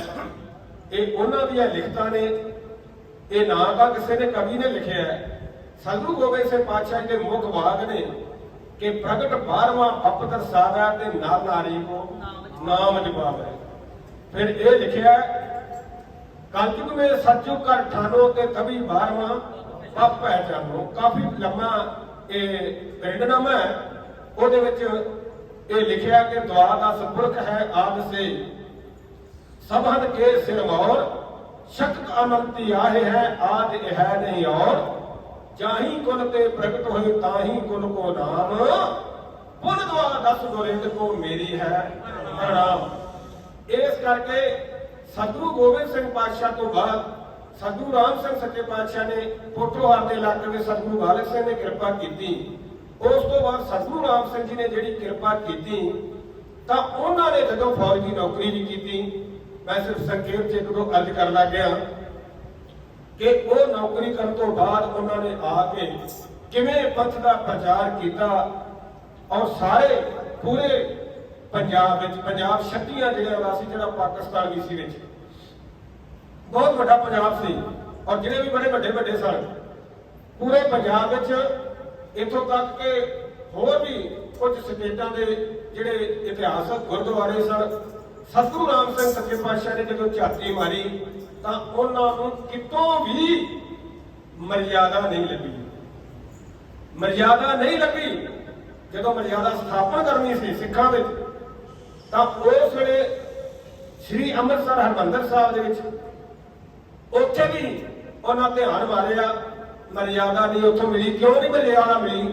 ਕਿਉਂਕਿ ਇਹ ਸਭ ਤੋਂ ਪਹਿਲਾਂ ਤਾਂ ਇੱਥੇ ਸਤਿਗੁਰੂ ਅਰਜਨ ਦੇਵ ਪਾਤਸ਼ਾਹ ਜੀ ਤੋਂ ਬਾਅਦ ਸਤਿਗੁਰੂ ਹਰਗੋਬਿੰਦ ਸਾਹਿਬ ਪਾਤਸ਼ਾਹ ਜੀ ਨੇ ਅਕਾਲ ਤਖਤ ਦੀ ਰਚਨਾ ਕੀਤੀ। ਸਿੰਘ ਸੂਰਮੇ ਜਿਹੜੇ ਉਹਨਾਂ ਸਜਾਏ, ਜਿਹੜਾ ਸ਼ਸਤਰ ਲੈ ਕੇ ਆਉਂਦੇ ਉਹਨਾਂ ਨੂੰ ਖੁਸ਼ੀਆਂ ਬਖਸ਼ਦੇ, ਘੋੜੇ ਸ਼ਸਤਰ ਸਿੱਖ ਮੱਥਾ ਟੇਕਦੇ, ਜੰਗ ਕਰਨੇ ਪਏ ਕਿਉਂਕਿ ਰਾਜ ਦੂਜਾ ਸੀ ਔਰ ਜ਼ੁਲਮ ਕਰਦੇ ਸਨ। ਇਸ ਕਰਕੇ ਤਲਵਾਰ ਉਠਾਉਣੀ ਪਈ। ਤਲਵਾਰ ਕੱਲੀ ਨਹੀਂ ਪਕੜੀ, ਦੋ ਤਲਵਾਰਾਂ ਇਕੱਠੀਆਂ ਫੜੀਆਂ ਨੇ। ਮੀਰੀ ਪੀਰੀ ਦੀਆਂ ਪੰਜ ਪਿਆਲੇ, ਪੰਜ ਪੀਰ ਛਟਮ ਪੀਰ ਬੈਠਾ ਗੁਰ ਭਾਰੀ, ਅਰਜਨ ਕਾਇਆ ਪੰਟਕਾ ਮੂਰਤ ਹਰਗੋਬਿੰਦ ਸਵਾਰੀ। ਤੇ ਕੈਸੇ ਸਨ? ਕਹਿੰਦੇ ਨੇ ਦਲ ਭੰਜਨ ਗੁਰ ਸੂਰਮਾ ਵੱਡ ਜੋਧਾ ਬਹੁ ਪਰ ਬਗਾਨੀ। ਦਲਾਂ ਨੂੰ ਟੁਕੜੇ ਟੁਕੜੇ ਕਰਨ ਵਾਲੇ ਸਤਿਗੁਰੂ ਹਰਗੋਬਿੰਦ ਸਾਹਿਬ ਪਾਤਸ਼ਾਹ ਨੇ ਇਸ ਚੀਜ਼ ਦਾ ਮੁੱਢ ਬੱਧਾ। ਤਾਂ ਪਰ ਲੇਕਿਨ ਜਿਹੜੀ ਮੈਂ ਕੱਲ੍ਹ ਅਰਜ਼ ਕਰ ਰਿਹਾ ਸਾਂ ਕਿ ਸਤਿਗੁਰੂ ਘਰ ਦੇ ਵਿੱਚ ਜਿੰਨੇ ਵੀ ਗੁਰੂ ਸਾਹਿਬ ਆਏ ਨੇ, ਉਹਨਾਂ ਦੇ ਜਿਹੜੇ ਭਰਾਤਾ ਆਏ ਨੇ, ਉਹਨਾਂ ਵਿੱਚੋਂ ਕੋਈ ਹੈ ਜਿਹਨੇ ਆਪਣੇ ਭਰਾ ਨੂੰ ਗੁਰੂ ਮੰਨਿਆ ਹੋਵੇ। ਇਸ ਕਰਕੇ ਵਿਰੋਧਤਾ ਜਿਹੜੀ ਸੀ ਸਤਿਗੁਰੂ ਹਰਗੋਬਿੰਦ ਸਾਹਿਬ ਪਾਤਸ਼ਾਹ ਦੀ ਵਿਰੋਧਤਾ ਪਹਿਲਾਂ ਸਤਿਗੁਰੂ ਅਰਜਨ ਦੇਵ ਦੀ ਪ੍ਰੀਤੀ ਚੰਦ ਜੀ ਕਰਦੇ ਰਹੇ, ਉਸ ਤੋਂ ਬਾਅਦ ਮਿਹਰਬਾਨ ਜੀ ਸਤਿਗੁਰੂ ਹਰਗੋਬਿੰਦ ਸਾਹਿਬ ਜੀ ਕਰਦੇ ਰਹੇ ਔਰ ਉਹੀ ਮਿਹਰਬਾਨ ਦੀ ਹਾਲਾਤ ਦੇ ਵਿੱਚੋਂ ਕਿਉਂਕਿ ਸਰਕਾਰ ਦੇ ਨਾਲ ਉਹਨਾਂ ਦੇ ਹੱਥ ਰਲੇ ਸਨ ਤੇ ਜਿਨ੍ਹਾਂ ਦੇ ਸਰਕਾਰ ਨਾਲ ਹੱਥ ਰਲੇ ਹੁਣ ਉਹ ਦੂਜਿਆਂ ਨੂੰ ਕਿੱਥੇ ਖੰਗਰ ਦਿੰਦੇ ਛੇਤੀ ਨਾਲ। ਭਾਵੇਂ ਅਕਾਲ ਪੁਰਖ ਨੇ ਪਰ ਦੁਨਿਆਵੀ ਤਰੀਕੇ ਨਾਲ ਉਹ ਸਾਰਾ ਕੰਮ ਕਰਦੇ ਨੇ। ਇਸ ਕਰਕੇ ਸਤਿਗੁਰੂ ਹਰਗੋਬਿੰਦ ਸਾਹਿਬ ਪਾਤਸ਼ਾਹ ਨੇ ਵੇਖਿਆ ਕਿ ਇਸ ਗੁਰਦੁਆਰੇ ਨੂੰ ਇਹ ਕਬਜ਼ਾ ਕਰਨਾ ਚਾਹੁੰਦੇ ਨੇ, ਇਹ ਬਹੁਤ ਕੁਝ ਕਰਨਾ ਚਾਹੁੰਦੇ ਨੇ। ਸਤਿਗੁਰਾਂ ਨੇ ਫਿਰ ਉਹ ਉੱਥੋਂ ਡੰਡਾ ਡੇਰਾ ਹੀ ਆਪਣਾ ਚੁੱਕ ਕੇ ਤੇ ਕੀਰਤਪੁਰ ਸਾਹਿਬ ਜਾ ਕੇ ਡੇਰੇ ਲਾ ਲਏ ਭਈ ਇਹ ਤੁਹਾਨੂੰ ਜੀ ਕਰਦਾ ਕਿ ਗੁਰੂ ਘਰ ਦੀ ਮਾਇਆ ਜਿਹੜੀ ਬਿਨਾਂ ਕਿਸੇ ਮਿਹਨਤ ਤੋਂ ਕਮਾਉਣ ਤੋਂ ਬਿਨਾਂ ਜਿਹਨੂੰ ਗੱਫੇ ਮਿਲ ਜਾਣਗੇ ਉਹਨੂੰ ਅਸੀਂ ਛਕੀ ਛਕਾਈਏ। ਸਤਿਗੁਰੂ ਹਰਗੋਬਿੰਦ ਸਾਹਿਬ ਪਾਤਸ਼ਾਹ ਨੇ ਉਹ ਛੱਡ ਦਿੱਤਾ ਸਾਰਾ ਕੁਝ ਤੇ ਇਹ ਬਾਬਾ ਧੀਰਵਾਲ ਦੀ ਔਲਾਦ ਦੇ ਵਿੱਚੋਂ ਮਿਹਰਦਾਨ ਦਾ ਮਿਹਰਬਾਨ ਜੀ ਉਹਨਾਂ ਤੋਂ ਅੱਗੇ ਉਹਨਾਂ ਦੇ ਹਾਰ ਜੀ ਇਹਨਾਂ ਨੇ ਇੱਥੋਂ ਤੱਕ ਕਿ ਆਪਣੀਆਂ ਜਨਮ ਸਾਖੀਆਂ ਜਿਹੜੀਆਂ ਸਤਿਗੁਰੂ ਜੀ ਦੀਆਂ ਸਨ ਭਾਈ ਬਾਲੇ ਵਾਲੀ ਜਿਹਨੂੰ ਕਹਿੰਦੇ ਉਹ ਵੀ ਇਹਨਾਂ ਨੇ ਆਪਣੀਆਂ ਨਵੀਆਂ ਲਿਖ ਲਈਆਂ ਸਨ ਜਿਹਦੇ ਵਿੱਚ ਬਹੁਤ ਕੁਝ ਪਾ ਦਿੱਤਾ ਉਹਨਾਂ ਨੇ। ਤਾਂ ਇਸੇ ਕਰਕੇ ਸਤਿਗੁਰੂ ਤੇਗ ਬਹਾਦਰ ਪਾਤਸ਼ਾਹ ਨੂੰ ਵੀ ਇੱਥੇ ਦਰਸ਼ਨ ਕਰਨ ਜਾਣ ਲੱਗਿਆ ਖਾਲੀ ਮੁੰਨਾ ਪਿਆ। ਕਿਉਂ? ਸਤਿਗੁਰੂ ਹਰਗੋਬਿੰਦ ਸਾਹਿਬ ਪਾਤਸ਼ਾਹ ਸਤਿਗੁਰੂ ਤੇਗ ਬਹਾਦਰ ਪਾਤਸ਼ਾਹ ਦੇ ਪਿਤਾ ਜੀ ਸਨ, ਉਹਨਾਂ ਦਾ ਸਥਾਨ ਸੀ, ਪਰ ਸਤਿਗੁਰੂ ਤੇਗ ਬਹਾਦਰ ਪਾਤਸ਼ਾਹ ਨੂੰ ਉਹਨਾਂ ਨੇ ਵੜਨ ਨਹੀਂ ਦਿੱਤਾ। ਕਿਉਂ ਨਹੀਂ ਵੜ ਦਿੱਤਾ? ਕਿ ਉਹ ਪੁਜਾਰੀ ਸਨ, ਉਹਨਾਂ ਦਾ ਕਬਜ਼ਾ ਸੀ। ਤਾਂ ਇਸ ਕਰਕੇ ਮੈਂ ਅੱਜ ਕਰ ਰਿਹਾ ਕਿ ਇੱਥੇ ਕਬਜ਼ਾ ਹੋਣ ਕਰਕੇ ਹੌਲੀ ਹੌਲੀ ਮੁਗਲਾਂ ਦੇ ਰਾਜ ਤੋਂ ਬਾਅਦ ਅੰਗਰੇਜ਼ਾਂ ਦਾ ਰਾਜ ਆਇਆ ਤੇ ਉਹਨਾਂ ਨੇ ਕਬਜ਼ਾ ਕਰ ਲਿਆ ਤੇ ਅੰਗਰੇਜ਼ਾਂ ਨੇ ਜਿੰਨੇ ਉੱਥੇ ਗ੍ਰੰਥੀ ਸਨ, ਜਿੰਨੇ ਪੁਜਾਰੀ ਸਨ, ਉਹ ਸਾਰੇ ਉਹਨਾਂ ਨੂੰ ਅੰਗਰੇਜ਼ ਸਰਕਾਰ ਦੇ ਖਜ਼ਾਨੇ ਤੋਂ ਤਨਖਾਹ ਮਿਲਦੀ ਸੀ ਤੇ ਫਿਰ ਉੱਥੇ ਤੇ ਚਾਹੀਦਾ ਸੀ ਇਹ ਕਿ ਰਾਜ ਕਰੇਗਾ ਖਾਲਸਾ ਆਕੀ ਰਹਿ ਨਾ ਹੋਏ, ਖਵਾਰ ਹੋਏ ਸਭ ਮਿਲेंगे ਬੱਚੇ ਸਮਝੋ ਹੋਏ। ਦੋਹਰਾ ਤਾਂ ਇਹ ਪੜਿਆ ਜਾਣਾ ਚਾਹੀਦਾ ਸੀ ਦਿੱਲੀ ਤਖਤ ਪਰ ਬਹਿਗੀ ਆਪ ਗੁਰੂ ਕੀ ਫੌਜ, ਛੱਤ ਝੁਲੇਗਾ ਸੀਸ ਪਰ ਬੜੀ ਕਰੇਗੇ ਮੌਜ। ਪਰ ਉਹ ਦੋਹਰਾ ਜਿਹੜਾ ਸੀ ਨਾ ਕਿ ਗੁਰੂ ਦਾ ਪੜਿਆ ਜਾਂਦਾ ਸੀ, ਉਹਨਾਂ ਦਾ ਪੜਿਆ ਜਾਂਦਾ ਸੀ ਜਿਨ੍ਹਾਂ ਨੇ ਉਹਨਾਂ ਨੂੰ ਜ਼ਗੀਰਾਂ ਬਖਸ਼ੀਆਂ ਸਨ, ਜਿਨ੍ਹਾਂ ਦੀ ਖੁਸ਼ਾਮਦੀ ਕਰਦੇ ਸਨ। ਇਸ ਕਰਕੇ ਉੱਥੇ ਦੇ ਜਿਹੜੇ ਜਿੰਨੇ ਗ੍ਰੰਥੀ ਸਨ, ਪੁਜਾਰੀ ਸਨ, ਵੱਡੇ ਵੱਡੇ ਅਹੁਦਿਆਂ ਤੇ ਬਿਰਾਜਮਾਨ ਸ੍ਰੀ ਹਰਿਮੰਦਰ ਸਾਹਿਬ, ਉਹਨਾਂ ਆਖਿਆ ਸੀ ਕਿ ਲੈਣਾ ਇਸ ਝੰਜਟ ਦੇ ਵਿੱਚੋਂ ਜਿਹੜਾ ਇੰਨਾ ਕੁਝ ਦੇ ਲਿਆ। ਚੁੱਪ ਕਰਕੇ ਅੰਗਰੇਜ਼ ਦੇ ਸੋਹਲੇ ਗਾਉਂ ਤੇ ਉਹਨਾਂ ਨੇ ਪੜ੍ਹਨਾ ਸ਼ੁਰੂ ਕਰ ਦਿੱਤਾ ਕਿ ਜੁਗ ਜੁਗ ਰਾਜ ਸਵਾਇਆ ਤੇ ਟੋਪੀ ਵਾਲੇਗਾ। ਇਸ ਕਰਕੇ ਮੈਂ ਅੱਜ ਕਰ ਰਿਹਾ ਕਿ ਸਤਿਗੁਰੂ ਰਾਮ ਸਿੰਘ ਸੱਚੇ ਪਾਤਸ਼ਾਹ ਨੇ ਜਦੋਂ ਤੱਕਿਆ ਨਾ ਗੁਰਦੁਆਰਿਆਂ ਵੱਲ ਤਾਂ ਉਸ ਵੇਲੇ ਵੀ ਇਤਿਹਾਸ ਪੜ੍ਹਿਓ ਤੁਸੀਂ। ਭਾਈ ਸ਼ਮਸ਼ੇਰ ਸਿੰਘ ਜੀ ਅਸ਼ੋਕ, ਉਹਨਾਂ ਨੇ ਇਹ ਬੜੀਆਂ ਪੁਸਤਕਾਂ ਲਿਖੀਆਂ ਨੇ।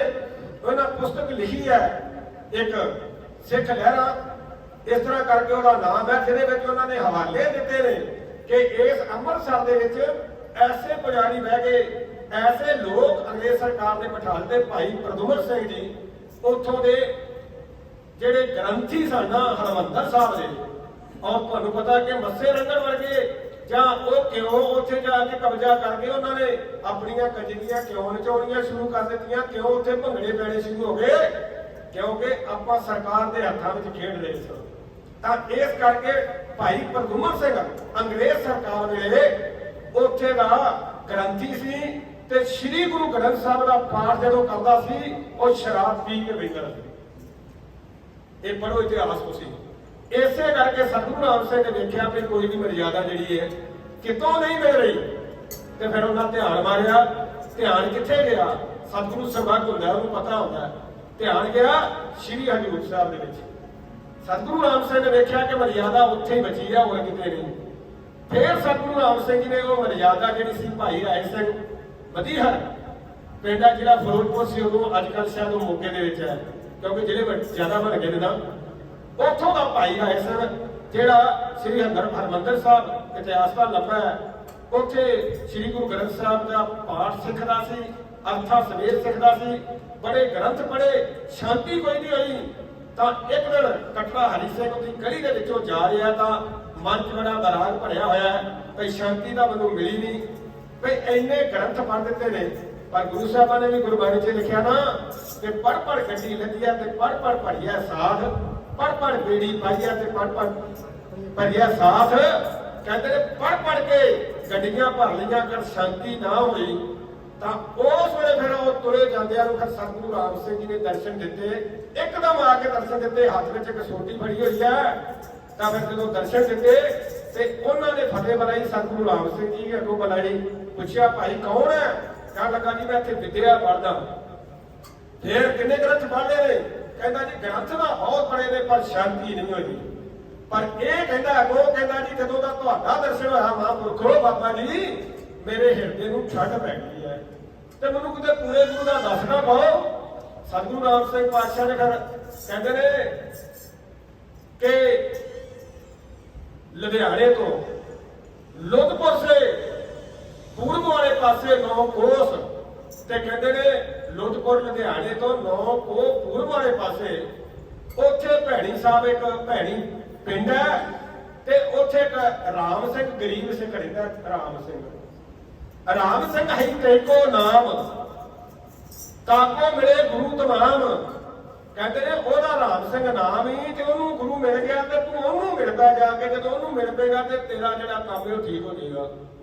ਐਸਾ ਦਰਸ਼ਨ ਦਿੱਤਾ, ਐਸੇ ਬਚਨ ਕੀਤੇ। ਠੰਡ ਪੈ ਗਈ, ਠੰਡ ਪੈਣ ਦੇ ਨਾਲ ਹੀ ਇਹਨੇ ਜਦੋਂ ਨਾ ਉਹਨਾਂ ਨੂੰ ਮੱਥਾ ਟੇਕਿਆ ਸਤਿਗੁਰੂ ਰਾਮ ਸਿੰਘ ਨੂੰ ਇਦਾਂ ਨੀਵਾਂ ਹੋ ਕੇ, ਤੇ ਜਦੋਂ ਹੀ ਮੱਥਾ ਟੇਕਿਆ ਤੇ ਵੇਖਿਆ ਤੇ ਸਤਿਗੁਰੂ ਰਾਮ ਸਿੰਘ ਆਲੋਪ ਹੋ ਗਏ।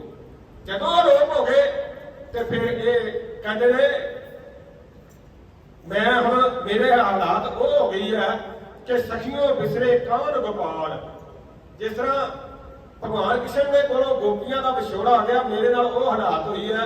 ਕਹਿੰਦੇ ਚਲੋ ਮੈਨੂੰ ਪਤਾ ਦੱਸ ਗਏ ਨੇ। ਇਹ ਫਿਰ ਭੈਣੀ ਸਾਹਿਬ ਪਹੁੰਚਿਆ ਤੇ ਕਹਿੰਦੇ ਨੇ ਜਦੋਂ ਇਹ ਪਹੁੰਚਿਆ ਤੇ ਉਦੋਂ ਸਿਰਫ 13 ਸਿੱਖ ਸਨ ਸਤਿਗੁਰੂ ਰਾਮ ਸਿੰਘ ਜੀ ਕੋਲ। 13 ਤੇ ਕਾਹਦੇ ਵਾਸਤੇ ਰਹਿੰਦੇ ਸਨ? ਮੁਕਤੀ ਵਾਸਤੇ। ਇਹ ਨਹੀਂ ਇਥੋਂ ਗੱਪਾਂ ਮਿਲ ਜਾਵੇ, ਇਥੋਂ ਪੈਸੇ ਮਿਲ ਜਾਣ, ਇਥੋਂ ਧਨ ਪਦਾਰਥ ਮਿਲ ਜਾਵੇ, ਇਥੋਂ ਕੁਝ ਚੁੱਕ ਕੇ ਲੈ ਜਾਈਏ।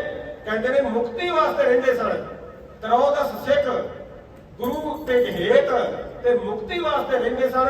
ਫਿਰ ਸਤਿਗੁਰੂ ਰਾਮ ਸਿੰਘ ਜੀ ਦਾ ਜਦੋਂ ਦਰਸ਼ਨ ਕੀਤਾ ਤੇ ਸਤਿਗੁਰੂ ਰਾਮ ਸਿੰਘ ਜੀ ਸ੍ਰੀ ਗੁਰੂ ਗ੍ਰੰਥ ਸਾਹਿਬ ਤੋਂ ਪਾਠ ਕਰ ਰਹੇ ਸਨ।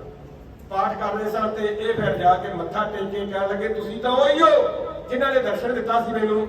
ਕਹਿਣ ਲੱਗੇ ਭਾਈ ਆ ਸਿੱਖਾ ਆਇਆ, ਮੱਥਾ ਟੇਕਿਆ, ਨਮਸਕਾਰ ਕੀਤੀ, ਸਤਿਗੁਰਾਂ ਨੇ ਮਾਨਸ ਜਨ ਵਾਸਤੇ ਬੜਾ ਕੁਝ ਸਮਝਾਇਆ। ਤੇ ਫਿਰ ਕਹਿਣ ਲੱਗੇ ਭਾਈ ਰਾਏ ਸਿੰਘ ਇਸ ਤਰ੍ਹਾਂ ਕਰ, ਹਜ਼ੂਰ ਸਾਹਿਬ ਜਾ। ਕਹਿੰਦਾ ਜੀ ਉੱਥੇ ਬੜੀ ਦੂਰ ਹੈ।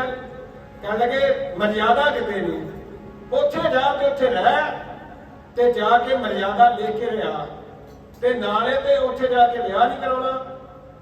ਉੱਥੇ ਜਿਹੜੀ ਸ੍ਰੀ ਗੁਰੂ ਗ੍ਰੰਥ ਸਾਹਿਬ ਦੀ ਕਥਾ ਕਰਨੀ ਹੈ ਉਹਦੀ ਭੇਟਾ ਨਹੀਂ ਕੋਈ ਲੈਣੀ ਤੇ ਜਿਹੜਾ ਤੈਨੂੰ ਚੜਾਵਾ ਚੜੇ ਉਹ ਵੀ ਨਹੀਂ ਕੋਈ ਲੈ ਕੇ ਲੈਣਾ ਤੇ ਮਰਿਆਦਾ ਲੈ ਕੇ ਲਿਆ। ਤੇ ਸਾਧ ਸੰਗਤ ਜੀ ਗਏ। ਰਸਤੇ 'ਚ ਕਿਵੇਂ ਇੱਕ ਨਗੁਰਾ ਇਹਨੂੰ ਬੰਦਾ ਮਿਲ ਗਿਆ, ਉਹਦਾ ਸਾਥ ਹੋਇਆ। ਰਾਤ ਨੂੰ ਇੱਕ ਜਗ੍ਹਾ ਤੇ ਵਿਸ਼ਰਾਮ ਕਰਨ ਲੱਗਿਆ, ਸ਼ੇਰ ਨੇ ਆ ਕੇ ਉਸ ਬੰਦੇ ਨੂੰ ਮਾਰ ਦਿੱਤਾ। ਫਿਰ ਇਹਨੇ ਅਰਦਾਸ ਕੀਤੀ ਤਾਂ ਸਤਿਗੁਰੂ ਰਾਮ ਸਿੰਘ ਸੱਚੇ ਪਾਤਸ਼ਾਹ ਚੀਨੀ ਘੋੜੀ ਤੇ ਸਵਾਰ ਹੋ ਕੇ 700 ਕੋ ਭੋਪਾਲ ਦੇ ਜੰਗਲਾਂ ਵਿੱਚ ਨੂੰ ਦਰਸ਼ਨ ਦੇ ਕੇ ਤੇ ਇਹਨੂੰ ਆਖਿਆ ਜਾ ਭਾਈ ਗੁਰੂ ਤੇਰੇ ਨਾਲ ਸਦਾ ਅੰਗ ਸੰਗ ਹੈ। ਫਿਰ ਗਏ। ਫਿਰ ਇਹ ਰਸਤੇ ਦੇ ਵਿੱਚੋਂ ਬੜੇ ਫੁੱਲ ਫਲ ਲੈ ਕੇ ਤੇ ਉਹ ਗਏ। ਉੱਥੇ ਜਾ ਕੇ ਮੱਥਾ ਟੇਕਿਆ, ਹਜ਼ੂਰ ਸਾਹਿਬ ਪਹੁੰਚੇ ਸੱਚਖੰਡ। ਫਿਰ ਉੱਥੋਂ ਦੀ ਮਰਿਆਦਾ ਵੇਖੀ ਤੇ ਲਿਖੀ ਰੋਜ਼ 3 ਮਹੀਨੇ ਕਥਾ ਕੀਤੀ। 360 ਰੁਪਈਆ ਉਹਨਾਂ ਦਿਨਾਂ ਵਿੱਚ ਹੋਇਆ 3 ਮਹੀਨਿਆਂ 'ਚ। ਫਿਰ ਇਹ ਸਾਰੀ ਮਰਿਆਦਾ ਲਿਖ ਕੇ ਤੇ ਇਹ ਫਿਰ ਉੱਥੋਂ ਤੁਰ ਲੱਗੇ ਵਾਪਸ। ਤਾਂ ਉਹਨਾਂ ਨੇ ਆਖਿਆ ਭਾਈ ਤੂੰ ਤਾਂ ਬੜਾ ਪੰਜਾਬ ਤੋਂ ਵਧੀਆ ਸਿੱਖ ਆਇਆ, ਬੜੀ ਸੁੰਦਰ ਕਥਾ ਸੁਣਾਈ ਸ੍ਰੀ ਗੁਰੂ ਗ੍ਰੰਥ ਸਾਹਿਬ ਦੀ, ਤੇ ਹੁਣ ਤੂੰ ਇੱਥੇ ਰਹਿ, ਤੇਰਾ ਵਿਆਹ ਵੀ ਕਰ ਦਿੰਦੇ ਆ ਤੇ ਇੱਥੇ ਰਹਿ ਮੌਜੂਦ ਹੈ। ਕਹਿਣ ਲੱਗਾ ਨਹੀਂ ਮੈਨੂੰ ਗੁਰੂ ਦਾ ਹੁਕਮ ਨਹੀਂ, ਮੈਂ ਵਾਪਸ ਪੰਜਾਬ ਜਾਣਾ ਹੈ। ਫਿਰ ਇਹ ਸਾਰੇ ਪੈਸੇ ਵੀ ਉੱਥੇ ਦੇ ਆਏ ਤੇ ਜਿਹੜੀ ਮਰਿਆਦਾ ਲਿਖੀ ਉਹ ਲੈ ਕੇ ਆਏ। ਤੇ ਭੈਣੀ ਸਾਹਿਬ ਜਦੋਂ ਪਹੁੰਚੇ ਤੇ ਫਿਰ ਇਹ ਸਤਿਗੁਰੂ ਰਾਮ ਸਿੰਘ ਇਹਨੂੰ ਅੱਗੋਂ ਜਾ ਕੇ ਮਿਲੇ। ਜਦੋਂ ਅੱਗੋਂ ਮਿਲੇ ਜਾ ਕੇ ਮੱਥਾ ਟੇਕਿਆ, ਸਤਿਗੁਰੂ ਰਾਮ ਸਿੰਘ ਆਖਿਆ ਕੋਈ ਤਕਲੀਫ ਤਾਂ ਨਹੀਂ ਆਈ? ਇਹਨੇ ਸਾਰਾ ਕੁਝ ਦੱਸ ਦਿੱਤਾ, ਤੁਸੀਂ ਕਿਰਪਾ ਕਿਵੇਂ ਕੀਤੀ ਹੈ। ਤਾਂ ਸਤਿਗੁਰੂ ਰਾਮ ਸਿੰਘ ਕਹਿੰਦੇ ਹੁਣ ਡੇਰੇ ਵਿੱਚ ਜਾ ਕੇ ਨਾ ਦੱਸੀ। ਕਹਿਣ ਲੱਗਾ ਸੱਚੇ ਪਾਤਸ਼ਾਹ ਉਹ ਜਿਹੜੀ ਤੁਸੀਂ ਲੀਲਾ ਮੇਰੇ ਨਾਲ ਕੀਤੀ, ਜਿਹੜਾ ਮੈਨੂੰ ਉਹ ਸ਼ੇਰ ਤੋਂ ਬਚਾ ਲਿਆ, ਮੌਤ ਤੋਂ ਬਚਾ ਲਿਆ, ਮੈਂ ਉਹ ਹੁਕਮ ਕਿਵੇਂ ਛੱਡ ਸਕਦਾ? ਮੈਂ ਤਾਂ ਜ਼ਰੂਰ ਕਰਾਂਗਾ। ਇਹ ਫਿਰ ਆਇਆ ਸਤਿਗੁਰੂ ਰਾਮ ਸਿੰਘ ਜੀ ਨਾਲ ਇਸ ਤਰ੍ਹਾਂ ਨਾ ਜੱਫੀ ਪਾ ਕੇ ਲੈ ਕੇ ਆਏ। ਨਾਲ ਲੈ ਕੇ ਆਏ ਤੇ ਫਿਰ ਵੇਖਿਆ ਕਿ ਅੱਗੇ ਸੈਂਕੜਿਆਂ ਦੀ ਤਾਦਾਦ ਵਿੱਚ ਸਿੱਖ ਬੈਠੇ ਹੋਏ। ਜਦੋਂ ਗਿਆ ਸੀ 13 ਸਿੱਖ ਸਨ। ਫਿਰ ਉਹ ਮਰਿਆਦਾ ਸਤਿਗੁਰੂ ਰਾਮ ਸਿੰਘ ਜੀ ਨੇ ਫਿਰ ਭੈਣੀ ਸਾਹਿਬ ਦੇ ਵਿੱਚ ਪ੍ਰਚਲਿਤ ਕੀਤੀ ਹੈ, ਜਿਹੜਾ ਆਪਾਂ ਕਈ ਵਾਰੀ ਆਮ, ਕਿਉਂਕਿ ਇਤਿਹਾਸ ਵਿੱਚ ਬੜੇ ਵਿਗਾੜ ਪਾਏ ਗਏ ਨੇ। ਤਾਂ ਸਤਿਗੁਰੂ ਰਾਮ ਸਿੰਘ ਜੀ ਨੇ ਹੋਰ ਮਰਿਆਦਾ ਨਹੀਂ, ਉਹੀ ਮਰਿਆਦਾ ਸਤਿਗੁਰੂ ਗੋਬਿੰਦ ਸਿੰਘ ਨੇ ਜਿਹੜੀ ਦਿੱਤੀ ਸਾਨੂੰ, ਉਹ ਮਰਿਆਦਾ ਨੂੰ ਹੀ ਉਹਨਾਂ ਨੇ ਇਹਨ ਬਿਨ ਲਾਗੂ ਕੀਤਾ ਤੇ ਉਸ ਮਰਿਆਦਾ ਅਨੁਸਾਰ ਹੀ ਸਾਰਾ ਕੁਝ ਕੀਤਾ ਔਰ ਡਰ ਕੇ ਨਹੀਂ ਕੀਤਾ। ਤਾਂ ਸਤਿਗੁਰੂ ਜੀ ਨੇ ਆ ਕੇ ਕਿਰਪਾ ਕੀਤੀ ਔਰ ਇੱਥੋਂ ਤੱਕ ਕਿਰਪਾ ਕੀਤੀ। ਫਿਰ ਉਹਨਾਂ ਨੇ ਆਜ਼ਾਦੀ ਦਾ ਵਿਘਨ ਵਜਾਇਆ। ਸਤਿਗੁਰੂ ਰਾਮ ਸਿੰਘ ਜੀ ਨਾਲ ਕਿਰਪਾ ਕਰਦੇ ਤਾਂ ਅੱਜ ਇਹ ਜੋ ਸਿੱਖੀ ਸਾਨੂੰ ਦਿਸ ਰਹੀ ਹੈ ਨਾ, ਭਾਵਾਂ ਉਹ ਨਾਮਧਾਰੀ ਕੁੜੇ ਵਿੱਚ ਹੈ, ਅਕਾਲੀ ਲਹਿਰ ਵਿੱਚ ਹੈ, ਹੋਰ ਕਿੰਨੀਆਂ ਲਹਿਰਾਂ ਨੇ ਜਿਹੜੀਆਂ ਬੜੀਆਂ ਜਿਨ੍ਹਾਂ ਨੇ ਬੜੀਆਂ ਕੁਰਬਾਨੀਆਂ ਦਿੱਤੀਆਂ। ਇਹ ਦੇਣ ਦਾ ਸਾਡੀ ਸਤਿਗੁਰੂ ਰਾਮ ਸਿੰਘ ਜੀ ਦੀ ਆ। ਉਹ ਨਾ ਕਿਰਪਾ ਕਰਦੇ ਅੰਗਰੇਜ਼ ਜਾਂਦੇ ਨਹੀਂ ਸੀ ਇੱਥੋਂ। ਅੰਗਰੇਜ਼ ਨੂੰ ਕੌਣ ਜੰਮਿਆ ਹੀ ਕੱਢਣ ਵਾਲਾ। ਉਹ ਕਹਿੰਦੇ ਨੇ ਅੰਗਰੇਜ਼ ਦੇ ਰਾਜ ਵਿੱਚ ਸੂਰਜ ਨਹੀਂ ਡੁੱਬਦਾ। ਤੇ ਕਿਉਂ ਨਹੀਂ ਡੁੱਬਦਾ? ਸੂਰਜ ਤਾਂ ਚੜ੍ਹਦਾ ਵੀ ਹੈ ਤੇ ਡੁੱਬਦਾ ਵੀ ਹੈ।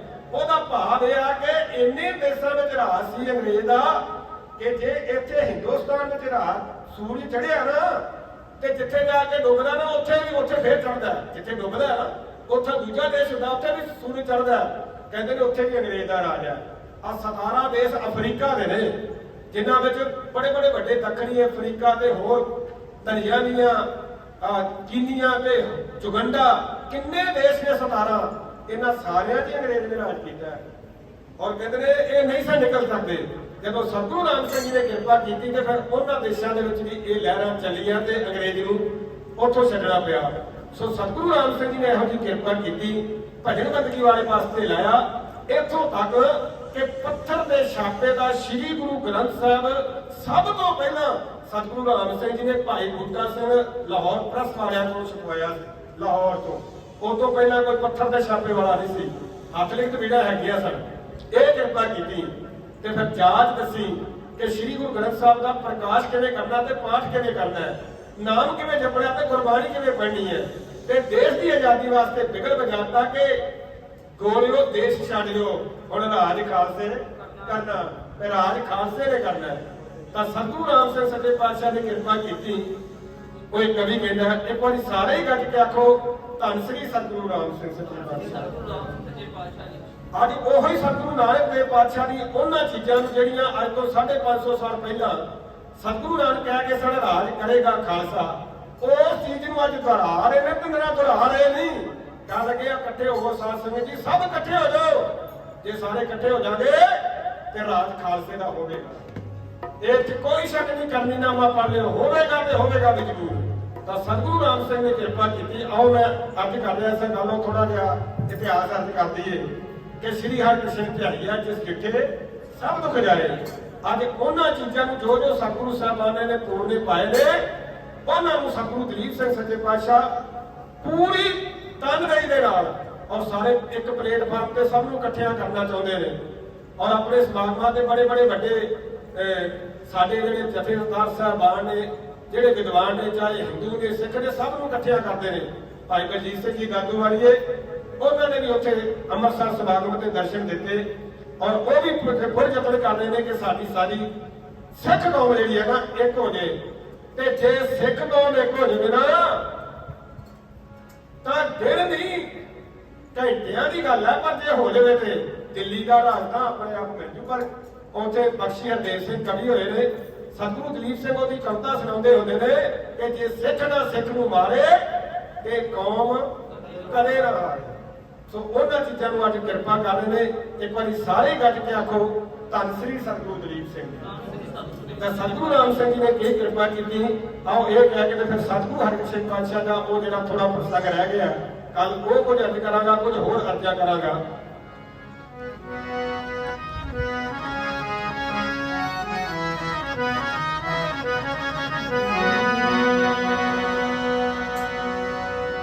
ਗੁਰੂ ਰਾਮ ਸਿੰਘ ਜਗ ਆਉਂਦੇ ਕਦੀ ਨਾ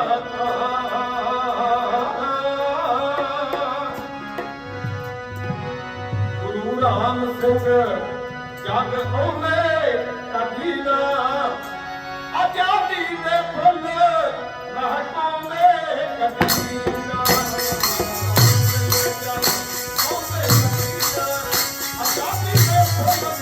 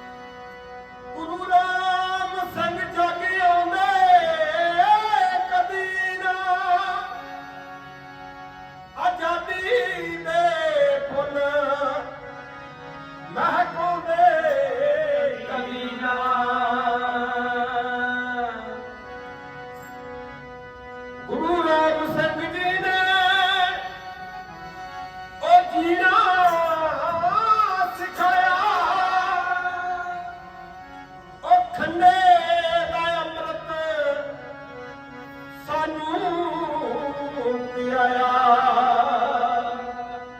ਨਾਮ ਧਾਰੀ ਪੰਥ ਉਸ ਜਾਂਦੇ ਕਦੀ ਨਾ ਆਜ਼ਾਦੀ ਦੇ ਫੁੱਲ ਲਹਕਾਉਂਦੇ ਕਦੀ ਨਾ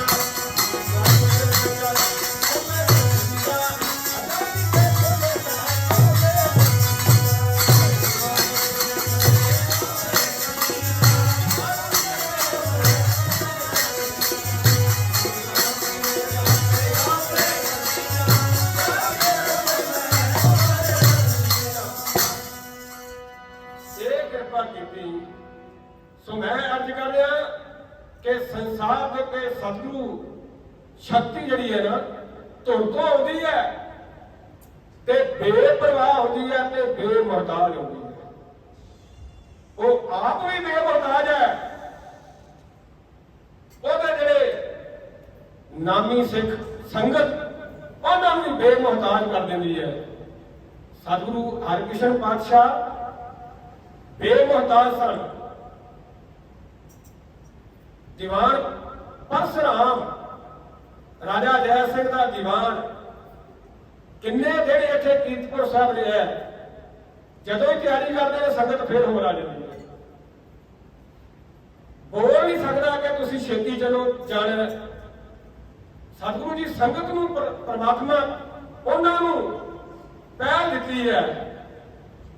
ਫਿਰ ਜਦੋਂ ਇਸੇ ਤਰ੍ਹਾਂ ਕਈ ਦਿਨ ਲੰਘੇ, ਤਿਆਰੀ ਕੀਤੀ, ਥੋੜਾ ਹੀ ਪੜਾਅ ਕੀਤਾ, ਮਾਤਾ ਕਿਸ਼ਨ ਕੌਰ ਜੀ ਵੀ ਨਾਲ ਨੇ, ਹੋਰ ਸੰਗਤ ਨਾਲ ਹੈ ਤੇ ਜਿੱਥੇ ਅੱਗੇ ਗਏ ਤੇ ਥੋੜਾ ਹੀ ਗਏ ਅੱਗੇ ਤੇ ਪਤਾ ਲੱਗ ਗਿਆ ਪਿੱਛੋਂ ਕਿ ਹੋਰ ਫਲਾਣੇ ਨਗਰਾਂ ਤੋਂ ਸੰਗਤਾਂ ਜਿਹੜੀਆਂ ਨੇ ਦਰਸ਼ਨ ਕਰਨ ਵਾਸਤੇ ਆ ਰਹੀਆਂ, ਸੱਚੇ ਪਾਤਸ਼ਾਹ ਉੱਥੇ ਡੇਰਾ ਲਾਉਂਦਾ।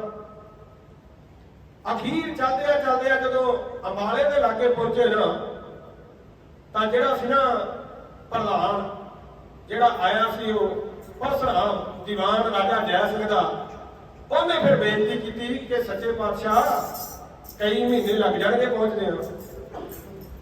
ਆਪ ਜੀ ਦਾ ਸੰਗਤ ਬਹੁਤ ਹੈ, ਦੁਨੀਆ ਮੰਨਣ ਵਾਲੀ ਬੜੀ ਹੈ, ਆਪਣੀ ਸੰਗਤ ਜਿਹੜੀ ਆ ਦਿਨ ਪਰ ਰੋਜ਼ ਹੀ ਆ ਰਹੀ ਹੈ। ਤੇ ਖਾਸ ਕਰਕੇ ਉਦੋਂ ਜ਼ਿਆਦਾ ਸੰਗਤ ਆਉਣੀ ਸ਼ੁਰੂ ਹੋ ਗਈ ਜਦੋਂ ਪਤਾ ਲੱਗਾ ਕਿ ਸਤਿਗੁਰੂ ਹਰਿਕ੍ਰਿਸ਼ਨ ਪਾਤਸ਼ਾਹ ਦਿੱਲੀ ਜਾ ਰਹੇ ਨੇ। ਤਾਂ ਹੋਇਆ ਕੀ, ਸਤਿਗੁਰੂ ਜੀ ਨੇ ਉਹਨਾਂ ਆਖਿਆ, ਸੱਚੇ ਪਾਤਸ਼ਾਹ ਆਖਿਆ ਕੋਈ ਨਹੀਂ, ਕੋਈ ਇਹੋ ਜਿਹਾ ਢੰਗ, ਕੋਈ ਇਹੋ ਜਿਹੀ ਸਕੀਮ, ਇਹੋ ਜਿਹਾ ਕੰਮ ਕਰਦੇ ਆ ਜਿਸ ਕਰਕੇ ਦਿੱਲੀ ਛੇਤੀ ਪਹੁੰਚਿਆ ਜਾ ਸਕੇ। ਤਾਂ ਸਤਿਗੁਰੂ ਹਰਿਕ੍ਰਿਸ਼ਨ ਪਾਤਸ਼ਾਹ ਪਾਲਕੀ ਚੋਂ ਬਾਹਰ ਨਿਕਲ ਕੇ, ਸੰਗਤਾਂ ਆਮ ਸਨ ਜਿਹੜੇ ਮੁਖੀ ਸੇਵਕ ਨਾਲ ਨੇ, ਤਾਂ ਸੱਚੇ ਪਾਤਸ਼ਾਹ ਹੁਕਮ ਕੀਤਾ ਕਿ ਮੈਂ ਥੋੜਾ ਜਿਹਾ ਰੇਤਾ ਸੀ, ਜਿਵੇਂ ਮਾਰਕੰਡਾ ਨਦੀ ਹੈ ਇੱਥੇ ਕਿਤੇ ਨੇੜੇ, ਤਾਂ ਉੱਥੇ ਮੈਂ ਖੇਡਣਾ ਥੋੜਾ ਜਿਹਾ। ਸਤਿਗੁਰੂ ਜੀ ਪਾਲਕੀ ਤੋਂ ਬਾਹਰ ਨਿਕਲ ਕੇ ਤੇ ਰੇਤਾ ਇਕੱਠੀ ਕਰਨ ਲੱਗ ਪਏ ਬੁੱਕਾਂ ਨਾਲ, ਤੇ 5 ਸਾਲ ਦੀ ਉਮਰ ਸੀ, ਕੁਝ ਦੇ ਮਹੀਨਿਆਂ ਦੇ ਉੱਤੇ ਸੀ। ਇਸ ਕਰਕੇ ਜਿਵੇਂ ਬੱਚੇ ਖੇਡਦੇ ਨਾ, ਉਸੇ ਤਰ੍ਹਾਂ ਇਹਨਾਂ ਰੇਤਾ ਇਕੱਠੀ ਕਰਕੇ ਤੇ ਕਿੰਨੀ ਰੇਤਾ ਇਕੱਠੀ ਕਰ ਦਿੱਤੀ, ਇੱਕ ਛੋਟਾ ਜਿਹਾ ਥੜਾ ਬਣਾਤਾ ਇਕੱਠੀ ਕਰਕੇ ਛੋਟੇ ਹੱਥਾਂ ਨਾਲ, ਤੇ ਉੱਥੇ ਇੱਕ ਝੰਡਾ ਕਰ ਦਿੱਤਾ।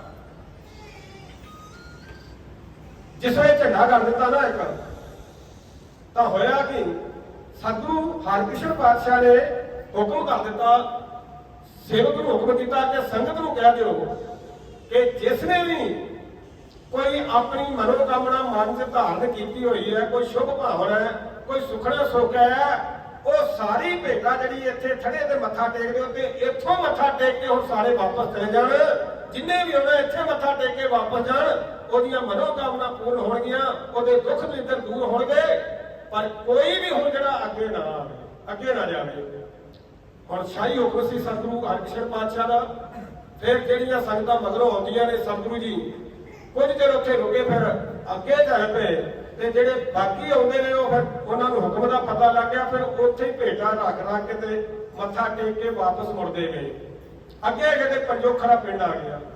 ਜਦੋਂ ਉੱਥੇ ਗਏ ਨਾ, ਤਾਂ ਉੱਥੇ ਕੀ ਹੋਇਆ, ਉੱਥੇ ਉਸ ਪਿੰਡ ਦੇ ਵਿੱਚ ਸਤਿਗੁਰੂ ਜੀ ਜਾ ਰਹੇ ਨੇ, ਸੰਗਤ ਬੜੀ ਨਾਲ ਹੈ, ਤਾਂ 50 ਸਵਾਰ ਤਾਂ ਉਹਦੇ ਸਨ ਜਿਹੜੇ ਰਾਜਾ ਜੈ ਸਿੰਘ ਨੇ ਭੇਜੇ ਸਨ।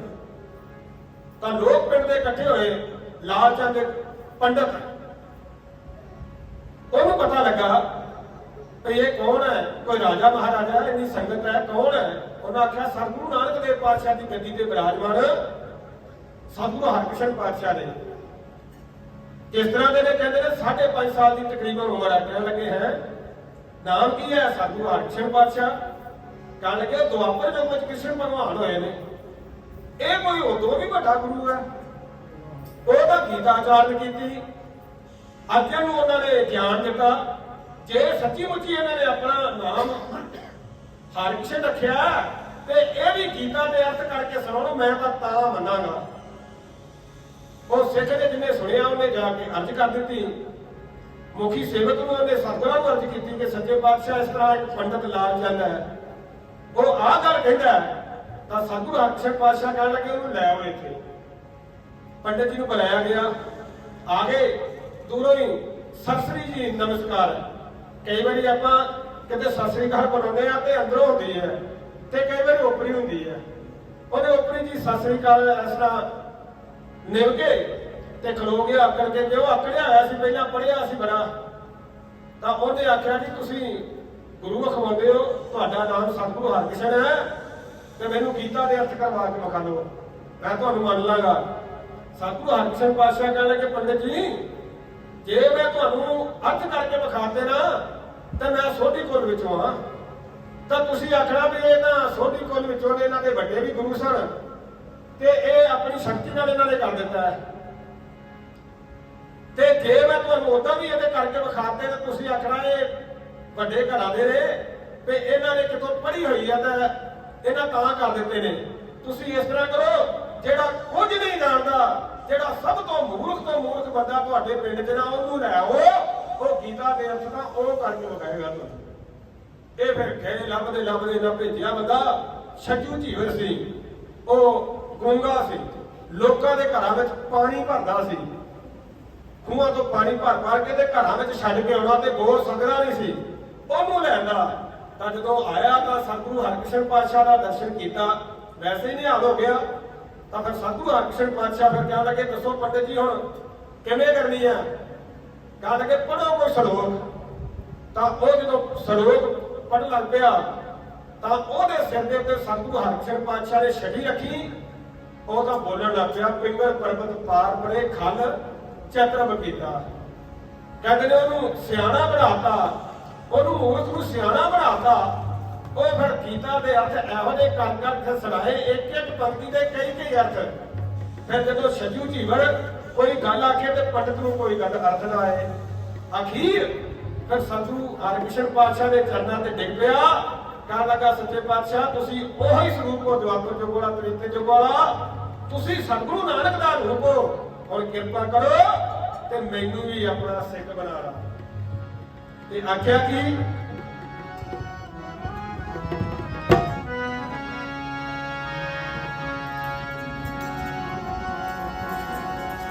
ਮੇਰੇ ਉਹ ਗੁਰਦੇਵ ਪਿਆਰੇ, ਮੈਨੂੰ ਗੁਰਸਿੱਖ ਬਣਾ ਲਾ। ਮੇਰੇ ਗੁਰਦੇਵ ਪਿਆਰੇ,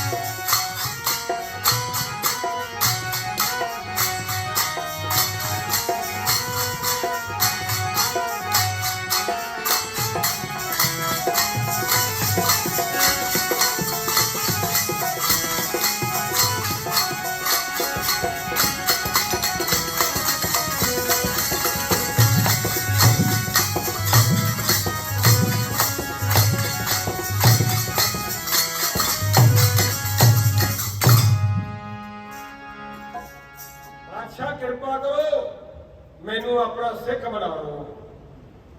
ਫਿਰ ਇਤਿਹਾਸ ਵਿੱਚ ਲਿਖਿਆ ਗਿਆਨੀ ਜੈਲ ਸਿੰਘ ਜੀ ਤਵਾਰਾ ਗੁਰੂ ਖਾਲਸਾ ਵਿੱਚ ਲਿਖਦੇ ਨੇ ਕਿ ਫਿਰ ਸਤਿਗੁਰੂ ਹਰਿਕ੍ਰਿਸ਼ਨ ਪਾਤਸ਼ਾਹ ਨੇ ਜਿਹੜੀ ਉਹ ਪ੍ਰਾਪਤ ਮਰਿਆਦਾ ਉਸ ਵੇਲੇ ਦੀ ਸੀ, ਜਿਹੜੇ ਗੁਰੂ ਘਰ ਦੇ ਵਿੱਚ ਸਿੱਖ ਬਣਦੇ ਸਨ, ਨਾਮ ਲੈਂਦੇ ਸਨ, ਭਜਨ ਪੁੱਛਦੇ ਸਨ, ਤਾਂ ਉਹਨਾਂ ਨੂੰ ਸਤਿਗੁਰੂ ਜੀ ਆਪਣੀ ਚਰਨ ਪੌਲ ਦਿਆ ਕਰਦੇ ਸਨ। ਭਾਵ ਕਿ ਚਰਨ ਧੋ ਕੇ ਤੇ ਉਹ ਜਲ ਦੇਣਾ। ਤਾਂ ਇਸ ਗੱਲ ਨੂੰ ਭਾਈ ਗੁਰਦਾਸ ਜੀ ਨੇ ਲਿਖਿਆ ਕਿ ਸੁਣੀ ਪਕਾਰ ਦਤਾਰ ਪ੍ਰਭ ਗੁਰੂ ਨਾਨਕ ਜਗ ਮਾਹੇ ਪਠਾਇਆ, ਚਰਨ ਧੋਏ ਰਹ ਰਾਸ ਕਰ, ਚਰਨਾ ਅੰਮ੍ਰਿਤ ਗੁਰ ਸਿੱਖਾਂ ਪਰਾਇਆ। ਅੰਮ੍ਰਿਤ ਦੀ ਰਾਤ ਜਿਹੜੀ ਆ, ਜਿਹੜਾ ਬਾਅਦ ਚ ਅੰਮ੍ਰਿਤ ਬਣਿਆ ਸਤਿਗੁਰੂ ਗੋਬਿੰਦ ਸਿੰਘ ਬਣਾਇਆ, ਉਸ ਤੋਂ ਪਹਿਲਾਂ ਜਿਹੜਾ ਚਰਨ ਪੌਲ ਦੇ ਕੇ ਤੇ ਉਹਨਾਂ ਨੂੰ ਸਿੱਖ ਬਣਾਇਆ ਜਾਂਦਾ ਸੀ। ਸਤਿਗੁਰੂ ਹਰਿਕ੍ਰਿਸ਼ਨ ਪਾਤਸ਼ਾਹ ਨੇ ਆਪਣੀ ਚਰਨ ਪੌਲ ਦੇ ਕੇ ਉਸ ਲਾਲ ਚੰਦ ਪੰਡਤ ਨੂੰ ਸਿੱਖ ਬਣਾਇਆ ਤੇ ਫਿਰ ਉਹਨੇ ਗੱਲ ਚ ਪੱਲਾ ਪਾ ਕੇ ਇਹ ਅਰਜ਼ ਕੀਤੀ ਕਿ ਸੱਚੇ ਪਾਤਸ਼ਾਹ ਹੁਣ ਤੁਹਾਡੇ ਨਾਮ ਵਾਲੇ ਬੇੜੇ 'ਚ ਸਵਾਰ ਹੋ ਗਏ ਆ ਤੇ ਕਿਰਪਾ ਕਰੋ, ਜਿਹੜਾ ਸਤਿਗੁਰਾਂ ਨੇ ਗੁਰਬਾਣੀ 'ਚ ਲਿਖਿਆ ਨਾ, ਰਾਮ ਜਪੋ ਜੀ ਐਸੇ ਐਸੇ ਧਰੂ ਪ੍ਰਹਲਾਦ ਜਪਿਓ ਹਰ ਜੈਸੇ, ਤੇ ਦੀਨ ਦਇਆਲ ਭਰੋਸੇ ਤੇਰੇ ਤੇ ਸਭ ਪਰਿਵਾਰ ਚੜਾਇਆ ਬੇੜੇ। ਇਹ ਫਿਰ ਪੰਡਿਤ ਜੀ ਨੇ ਅਰਜ਼ ਕੀਤੀ ਸੱਚੇ ਪਾਤਸ਼ਾਹ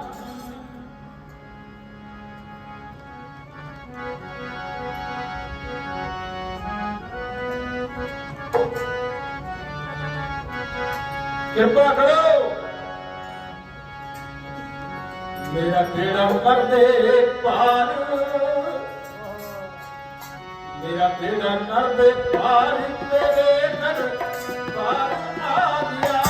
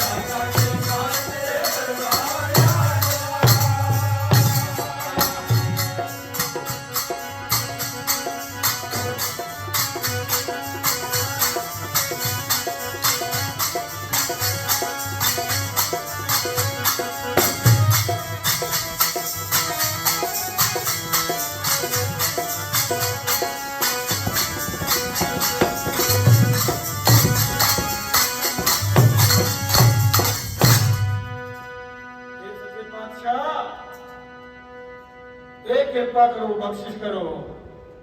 ਸੱਚੇ ਪਾਤਸ਼ਾਹ ਕਿਰਪਾ ਕੀਤੀ, ਉਹਦਾ ਪਾਰ ਉਤਾਰਾ ਕਰ ਦਿੱਤਾ। ਉਹ ਜਿਹੜਾ ਛਜੂ ਢੀਵਰ ਸੀ ਉਹਦੇ ਤੇ ਇੰਨੀ ਕਿਰਪਾ ਕੀਤੀ ਕਿ ਉਹ ਜਿਹੜਾ ਬੋਲ ਨਹੀਂ ਸੀ ਸਕਦਾ, ਉਹਦੇ ਤੇ ਕਿਰਪਾ ਕਰਕੇ ਤੇ ਗੀਤਾ ਦੇ ਉਹਨੇ ਅਰਥ ਕਰ ਦਿੱਤੇ। ਇਹ ਗੁਰੂ ਘਰ ਦੀ ਵਡਿਆਈ ਹੈ, ਸ਼ਕਤੀ ਹੈ। ਔਰ ਇਹ ਵੀ ਹੈ ਨਾਲ, ਇਸ ਨੂੰ ਆਪਾਂ ਨਾਮ ਇਹਦਾ ਕੋਈ ਰੱਖ ਲਈਏ, ਪ੍ਰਾਲੌਕਿਕ ਸ਼ਕਤੀ ਹੈ, ਇਹਨੂੰ ਕਰਾਮਾਤ ਕਹਿ ਲਓ, ਉਹਦੀ ਸ਼ਕਤੀ ਕਹਿ ਲਓ, ਕਿਉਂਕਿ ਜਿੰਨੀਆਂ ਵੀ ਸ਼ਕਤੀਆਂ ਨੇ ਉਹਦਾ ਨਾਮ ਆਪਾਂ ਕਿਸੇ ਢੰਗ ਨਾਲ ਕਹਿ ਦਈਏ, ਹੈ ਤਾਂ ਗੁਰੂ ਜੀ ਇਹ ਕਰਾਮਾਤ ਆ, ਪਰ ਜਿੱਥੇ ਲੋੜ ਹੈ ਉੱਥੇ ਵਿਖਾਉਂਦਾ ਹੈ, ਕਿਸੇ ਦੇ ਆਖਿਆ ਨਹੀਂ। ਜਿਹੜੇ ਲੋਕਾਂ ਨੇ ਧੱਕੇ ਨਾਲ ਆਖਿਆ ਨਾ ਕਿ ਕਰਾਮਾਤ ਵਿਖਾਓ, ਸਾਧੂ ਗੁਰੂ ਤੇਗ ਬਹਾਦਰ ਪਾਤਸ਼ਾਹ ਕਹਿੰਦੇ ਨੇ ਜਾ ਮੈਂ ਨਹੀਂ ਵਿਖਾਉਂਦਾ, ਕੀ ਕਰੇਗਾ ਤੂੰ? ਰੰਗਜੀਤ ਨੂੰ ਆਖੀ ਦਿੱਤਾ ਨਾ ਉਹਨਾਂ ਨੇ, ਤੇ ਵਿਖਾਈ ਵੀ ਰਹੇ ਨੇ। ਤੇ ਉਹ ਕਹਿੰਦੇ ਤੁਸੀਂ ਕਹਿੰਦੇ ਉਹੀ ਕਰਾਮਾਤ ਨਹੀਂ ਵਿਖਾਉਣੀ ਤੇ ਨਾਲੇ ਵਿਖਾਉਂਦੇ ਹੋ। ਕਹਿੰਦੇ ਮੈਂ ਤਾਂ ਤੈਨੂੰ ਕੋਈ ਨਹੀਂ ਵਿਖਾਲੀ, ਤੂੰ ਮੈਨੂੰ ਕਹਿੰਦਾ ਵਾਰ-ਵਾਰ ਮੈਂ ਨਹੀਂ ਵਿਖਾਉਂਦਾ ਕਰਾਮਾਤ। ਇਹ ਤਾਂ ਮੇਰੇ ਗੁਰੂ ਦੀ ਕਿਰਪਾ, ਕਿੱਥੇ ਜਮਨਾ 'ਚ ਇਸ਼ਨਾਨ ਕਰਦੇ ਨੇ, ਕਿੱਥੇ ਗੁਰਸਿੱਖਾਂ ਦੇ ਘਰ ਪ੍ਰਸ਼ਾਦਾ ਛਕਦੇ ਨੇ। ਉਹ ਕਰਾਮਾਤ ਜਿਹੜੀ ਹੈ ਨਾ, ਉਹ ਸਤਿਗੁਰੂ ਨੇ ਜਨਮ ਸਾਖੀ ਤੁਸੀਂ ਪੜ੍ਹ ਲਓ, ਕਈ ਵਾਰ ਬੈਠਿਆ ਵਿਚਾਰ ਵੀ ਚੱਲਦੀ ਆ ਸਾਥੀਆਂ ਨਾਲ, ਪੜ੍ਹ ਲਓ ਜਨਮ ਸਾਖੀ। ਉਹਦੇ ਵਿੱਚ ਸਤਿਗੁਰੂ ਨਾਨਕ ਦੇਵ ਪਾਤਸ਼ਾਹ ਕਿਰਪਾ ਕੀਤੀ, ਤੇ ਕਿਰਪਾ ਇਹੋ ਜਿਹੀ ਕੀਤੀ, ਉਹਨਾਂ ਦੀ ਆਪਣੀ ਉਹ ਸ਼ਕਤੀ ਸੀ, ਉਹ ਪਰਮੇਸ਼ਰ ਦਾ ਰੂਪ ਸਨ। ਉਸ ਚੀਜ਼ ਨੂੰ ਉਹਨਾਂ ਨੂੰ ਵਿਖਾਲਣਾ ਪਿਆ, ਦੱਸਣਾ ਪਿਆ। ਪਾਂਧੇ ਨੂੰ ਪੜ੍ਹਾ ਕੇ ਆ ਗਏ, ਮੌਲਵੀ ਨੂੰ ਪੜ੍ਹਾ ਕੇ ਆ ਗਏ, ਤੇ ਉੱਥੇ ਸੱਪ ਨੇ ਛਾਂ ਕਰ ਦਿੱਤੀ, ਪਸ਼ੂ ਚਾਰਨਗੇ ਤੇ ਸਾਰਾ ਖੇਤ ਹੀ ਚਰ ਗਏ। ਉਹ ਕਹਿੰਦਾ ਮੇਰਾ ਛੱਡਿਆ ਹੀ ਕੱਖ ਨਹੀਂ। ਸਤਿਗੁਰੂ ਨਾਨਕ ਪਾਤਸ਼ਾਹ ਕਹਿੰਦੇ ਨੇ ਤੇਰਾ ਤੇ ਕੱਖ ਵੀ ਨਹੀਂ ਹਿੱਲਿਆ, ਤੇਰਾ ਤਾਂ ਪੱਠਾ ਖਾਧਾ ਕੋਈ, ਤੂੰ ਝੂਠ ਬੋਲਦਾ। ਕੀ ਉਹ ਕਰਾਮਾਤ ਨਹੀਂ ਸੀ? ਉੱਥਾਂ ਤਾਂ ਲਿਖਿਆ ਭਾਈ ਗੁਰਦਾਸ ਜੀ ਨੇ ਇਸ ਚੀਜ਼ ਨੂੰ ਲਿਖਿਆ ਕਿ ਇੱਥੇ ਵਿੱਚ ਬਗਦਾਦ ਤੇ ਵੱਡੀ ਕਰਾਮਾਤ ਲਿਖ ਲਓ। ਲੋੜ ਪਈ ਹੈ, ਜਿੱਥੇ ਲੋੜ ਪਈ ਹੈ ਮੱਕਾ ਫੇਰ ਦਿੱਤਾ ਉਹ ਆਪਣੀ ਸ਼ਕਤੀ ਨਾਲ, ਕਿਰਪਾ ਨਾਲ। ਤਾਂ ਇਸ ਕਰਕੇ ਛੱਡੀ ਰੱਖ ਕੇ ਉਹਨੂੰ ਗੀਤਾ ਦੇ ਅਰਥ ਕਰਾਤੇ, ਕਿਉਂਕਿ ਉੱਥੇ ਲੋੜ ਪੈ ਗਈ ਸੀ। ਤੇ ਵਿਖਾਲਿਆ ਕਿ ਗੁਰੂ ਵਿੱਚ ਤਾਕਤ ਹੈ। ਤੂੰ ਸਮਝਣਾ ਕਿ ਮੇਰਾ ਮੈਂ ਨਾਂ ਕਿਉਂ ਕ੍ਰਿਸ਼ਨ ਲਿਖਾਇਆ ਹੋਇਆ, ਮੇਰਾ ਨਾਂ ਹੀ ਨਹੀਂ, ਮੈਂ ਹਾਂ ਹੀ ਉਹ ਆ ਜਿਹੜਾ ਸਤਿਗੁਰੂ ਨਾਨਕ ਦਾ ਰੂਪ ਹੈ। ਤੋ ਸਾਧ ਸੰਗਤ ਜੀ, ਉੱਥੇ ਇਹ ਫਿਰ ਤਾਰਦੇ ਸਤਿਗੁਰੂ ਹਰਿਕ੍ਰਿਸ਼ਨ ਪਾਤਸ਼ਾਹ ਫਿਰ ਦਿੱਲੀ ਗਏ ਨੇ। ਜਦੋਂ ਦਿੱਲੀ ਗਏ ਨਾ, ਤੇ ਉਸ ਵੇਲੇ ਫਿਰ ਰਾਜਾ ਜੈ ਸਿੰਘ ਅੱਗੋਂ ਆਇਆ। ਜਦੋਂ ਅੱਗੋਂ ਆਇਆ ਨਾ, ਤੇ ਕਹਿੰਦੇ ਨੇ ਸਤਿਗੁਰੂ ਦਾ ਦਰਸ਼ਨ ਕਰਨ ਵਾਸਤੇ ਬੜੇ ਦਿਨਾਂ ਦਾ ਉਡੀਕ ਰਿਹਾ ਸੀ ਕਿ ਕਦੋਂ ਸਤਿਗੁਰੂ ਦੇ ਦਰਸ਼ਨ ਹੋਣ। ਸੱਚਾ ਸ਼ਰਧਾਲੂ ਸੀ, ਸਤਿਗੁਰੂ ਹਰਿਕ੍ਰਿਸ਼ਨ ਪਾਤਸ਼ਾਹ ਗਏ ਹੀ ਤਾਂ ਸਨ, ਨਹੀਂ ਤੇ ਉਸ ਤਰ੍ਹਾਂ ਨਹੀਂ ਸੀ ਜਾਣਾ। ਰਾਜਾ ਜੈ ਸਿੰਘ ਨੇ ਕਰਕੇ ਗਏ ਸਨ, ਕਿਉਂਕਿ ਸ਼ਕਤੀਆਂ ਤਾਂ ਉਹ ਕਹਿ ਰਹੇ ਸਨ ਵਾਰ-ਵਾਰ ਮੇਰਾ ਭਰਾ ਬੈਠਾ ਬਾਬਾ ਰਾਮ ਰਾਏ ਵੇਖੀ ਜਾਓ ਦੇਖੋ, ਮੈਂ ਕਿਸੇ ਦੇ ਆਖਿਆ ਨਹੀਂ ਵਿਖਾਉਣੀਆਂ, ਇਹ ਸਤਿਗੁਰੂ ਨਾਨਕ ਦਾ ਘਰ ਬੇਮੁਹਤਾਜ ਹੈ। ਤਾਂ ਫਿਰ ਉਹ ਜਿਹੜਾ ਡੀਕ ਰਿਹਾ ਸੀ, ਫਿਰ ਨੰਗੇ ਪੈਰੀ ਅੱਗੋਂ ਆਇਆ, ਆਪਣੇ ਕਿਹਦੇ ਸਵਾਰੀ ਲੈ ਕੇ ਤੇ ਅੱਗੋਂ ਫਿਰ ਪੈਦਲ ਉਤਰ ਕੇ ਨਾ। ਤਾਂ ਭਾਈ ਗੁਰਦਾਸ ਜੀ ਨੇ ਐਵੇਂ ਨਹੀਂ ਲਿਖਿਆ,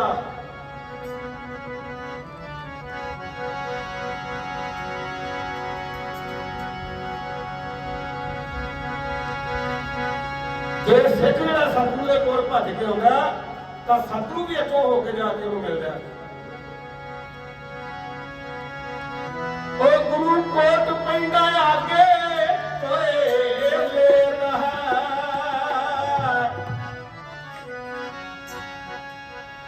ਗੁਰੂ ਕੋਟ ਪੈਂਦਾ ਆਗੇ ਹੋਏ ਲੈ ਰਹਾ, ਉਹ ਜੀ ਸਿੱਖ ਦਾ ਪ੍ਰੇਮ ਵੇਖ ਕੇ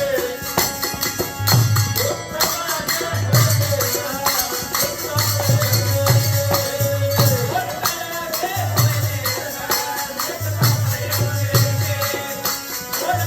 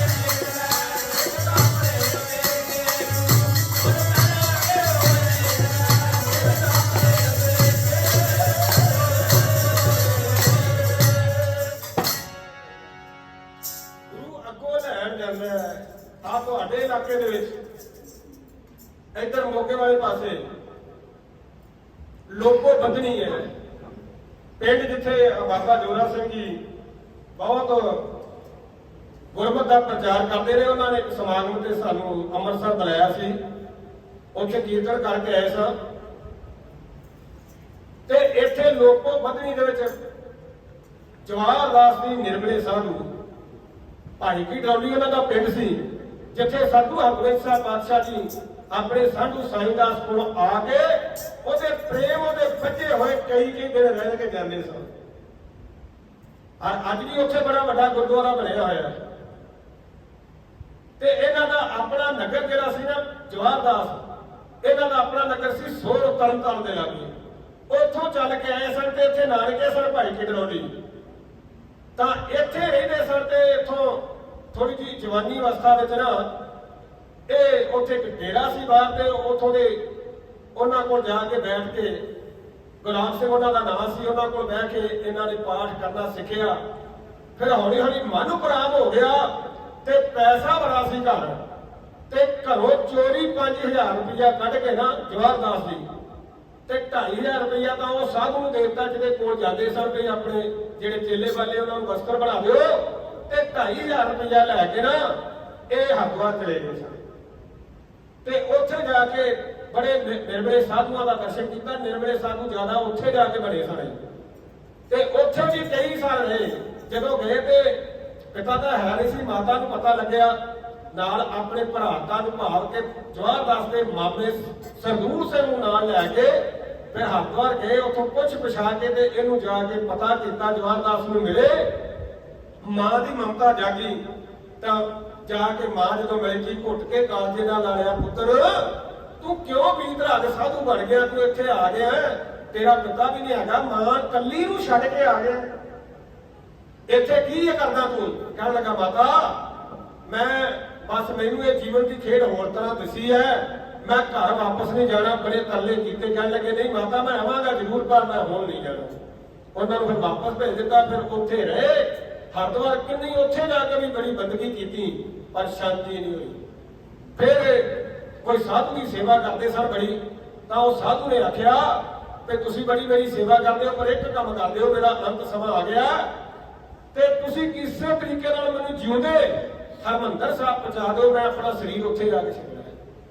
ਇਹ ਫਿਰ ਜਵਾਹਰ ਦਾਸ ਉਹਨਾਂ ਨੂੰ ਪ੍ਰਣ ਕੀਤਾ ਕਿ ਅਸੀਂ ਜ਼ਰੂਰ ਲੈ ਕੇ ਜਾਵਾਂਗੇ ਤੁਹਾਨੂੰ। ਫਿਰ ਇੱਕ ਪਾਸਿਓਂ ਮੰਜਾ ਇਹਨਾਂ ਨੇ ਚੁੱਕਿਆ ਤੇ ਦੂਜੇ ਪਾਸਿਓਂ 2 ਬੰਦਿਆਂ ਨੇ ਮੰਜਾ ਚੁੱਕ ਕੇ ਤੇ ਇਹਨਾਂ ਨੂੰ ਹਰਿਮੰਦਰ ਸਾਹਿਬ ਪਹੁੰਚਾਇਆ। ਤੇ ਉੱਥੋਂ ਚੱਲ ਕੇ ਫਿਰ ਇਹ ਫਿਰ ਲੋਕੋ ਕੀ ਪਤਨੀ ਇੱਥੇ ਡੇਰਾ ਲਾ ਲਿਆ ਉਹਨਾਂ ਨੇ।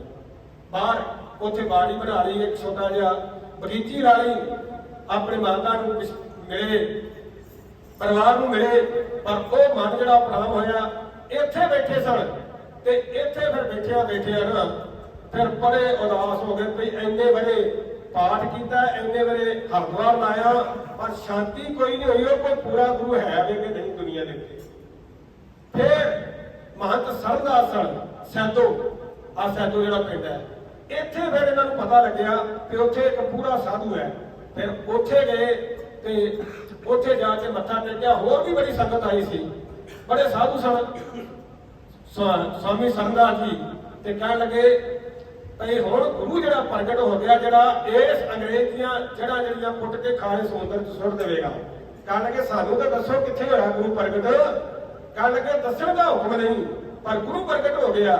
ਜਦੋਂ ਸਾਰੀ ਸੰਗਤ ਚਲੇ ਗਈ ਨਾ ਤੇ ਫਿਰ ਇਕੱਲੇ ਸਨ। ਫਿਰ ਇਹਨਾਂ ਨੇ ਫੇਰ ਅਰਜ਼ ਕੀਤੀ ਕਿ ਮਹੰਤ ਜੀ ਕਿਰਪਾ ਕਰੋ, ਸਵਾਮੀ ਜੀ ਹੁਣ ਤੇ ਦੱਸ ਦਿਓ, ਮੈਂ ਬੜਾ ਦੁਖੀ ਹਾਂ।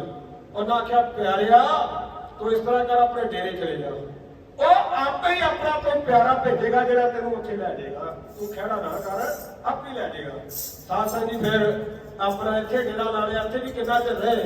ਫਿਰ ਇਹਨਾਂ ਵੈਰਾਗ ਆ ਗਿਆ ਕਿ ਇਹ ਸੱਚੇ ਪਾਤਸ਼ਾਹ ਕੋਈ ਨਾ ਮੈਨੂੰ ਕਿਰਪਾ ਕਰੋ, ਮੈਨੂੰ ਉਸ ਪ੍ਰੀਤਮ ਦੇ ਅਣਡਿੱਠੇ ਪ੍ਰੀਤਮ ਦਾ ਮੈਨੂੰ ਦਰਸ਼ਨ ਹੋ ਜਾਵੇ। ਤਾਂ ਫਿਰ ਇਹ ਆਪਣੀ ਬਾੜੀ 'ਚ ਰਾਤ ਨੂੰ ਸ਼ਾਮ ਦਾ ਹਨੇਰਾ ਸਮਾਂ ਸੀ, ਅਜੇ ਸੂਰਜ ਅਸਤ ਨਹੀਂ ਹੋਇਆ, ਰਹਿ ਰਸ ਦਾ ਪਾਠ ਕਰਕੇ ਤੇ ਬਾੜੀ 'ਚ ਟਹਿਲ ਰਹੇ ਨੇ। ਲੱਕੜ ਦਾ ਇੱਕ ਦਰਵਾਜ਼ਾ ਜਿਹਾ ਲਾਇਆ ਹੈ, ਬਗੀਚੀ ਲੱਗੀ ਹੋਈ ਹੈ, ਜਿਸ ਫਲਾਂ ਵਾਲੇ ਬੂਟੇ ਵੀ ਨੇ, ਫਲਾਂ ਵਾਲੇ ਵੀ। ਪਰ ਇਹ ਚਬੂਤਰਾ ਬਣਿਆ ਸੀ ਉੱਤੇ ਬੈਠ ਕੇ ਤੇ ਇਹ ਲੀਲਾ ਦੇ ਰਹੇ ਨੇ, ਹੇ ਸੱਚੇ ਪਾਤਸ਼ਾਹ ਇਹਦੇ ਨਾਲੋਂ ਤਾਂ ਮੈਨੂੰ ਮੌਤ ਆ ਜੇ ਤੇ ਉਹ ਚੰਗੀ, ਮੈਨੂੰ ਤੁਹਾਡਾ ਦਰਸ਼ਨ ਹੀ ਨਹੀਂ ਹੋਇਆ। ਤਾਂ ਇਹ ਫਿਰ ਸਤਿਗੁਰੂ ਜੀ ਨੂੰ ਯਾਦ ਕਰਦੇ ਨੇ ਪਰ ਦੇਖਿਆ ਹੀ ਨਹੀਂ ਕੌਣ ਹੈ, ਤੇ ਅਰਦਾਸ ਕੀਤੀ ਹੈ ਸੱਚੇ ਪਾਤਸ਼ਾਹ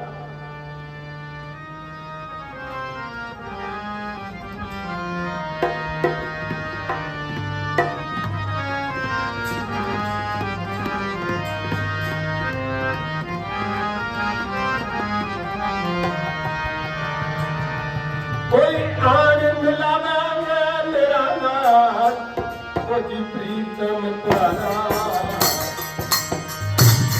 ਆਣ ਮਿਲਾਵੇ ਮੇਰਾ ਪ੍ਰੀਤਮ ਪਿਆਰਾ, ਆਣ ਮਿਲਾਵੇ ਮੇਰਾ ਪ੍ਰੀਤਮ ਪਿਆਰਾ, ਆਣ ਮਿਲਾਵੇ ਮੇਰਾ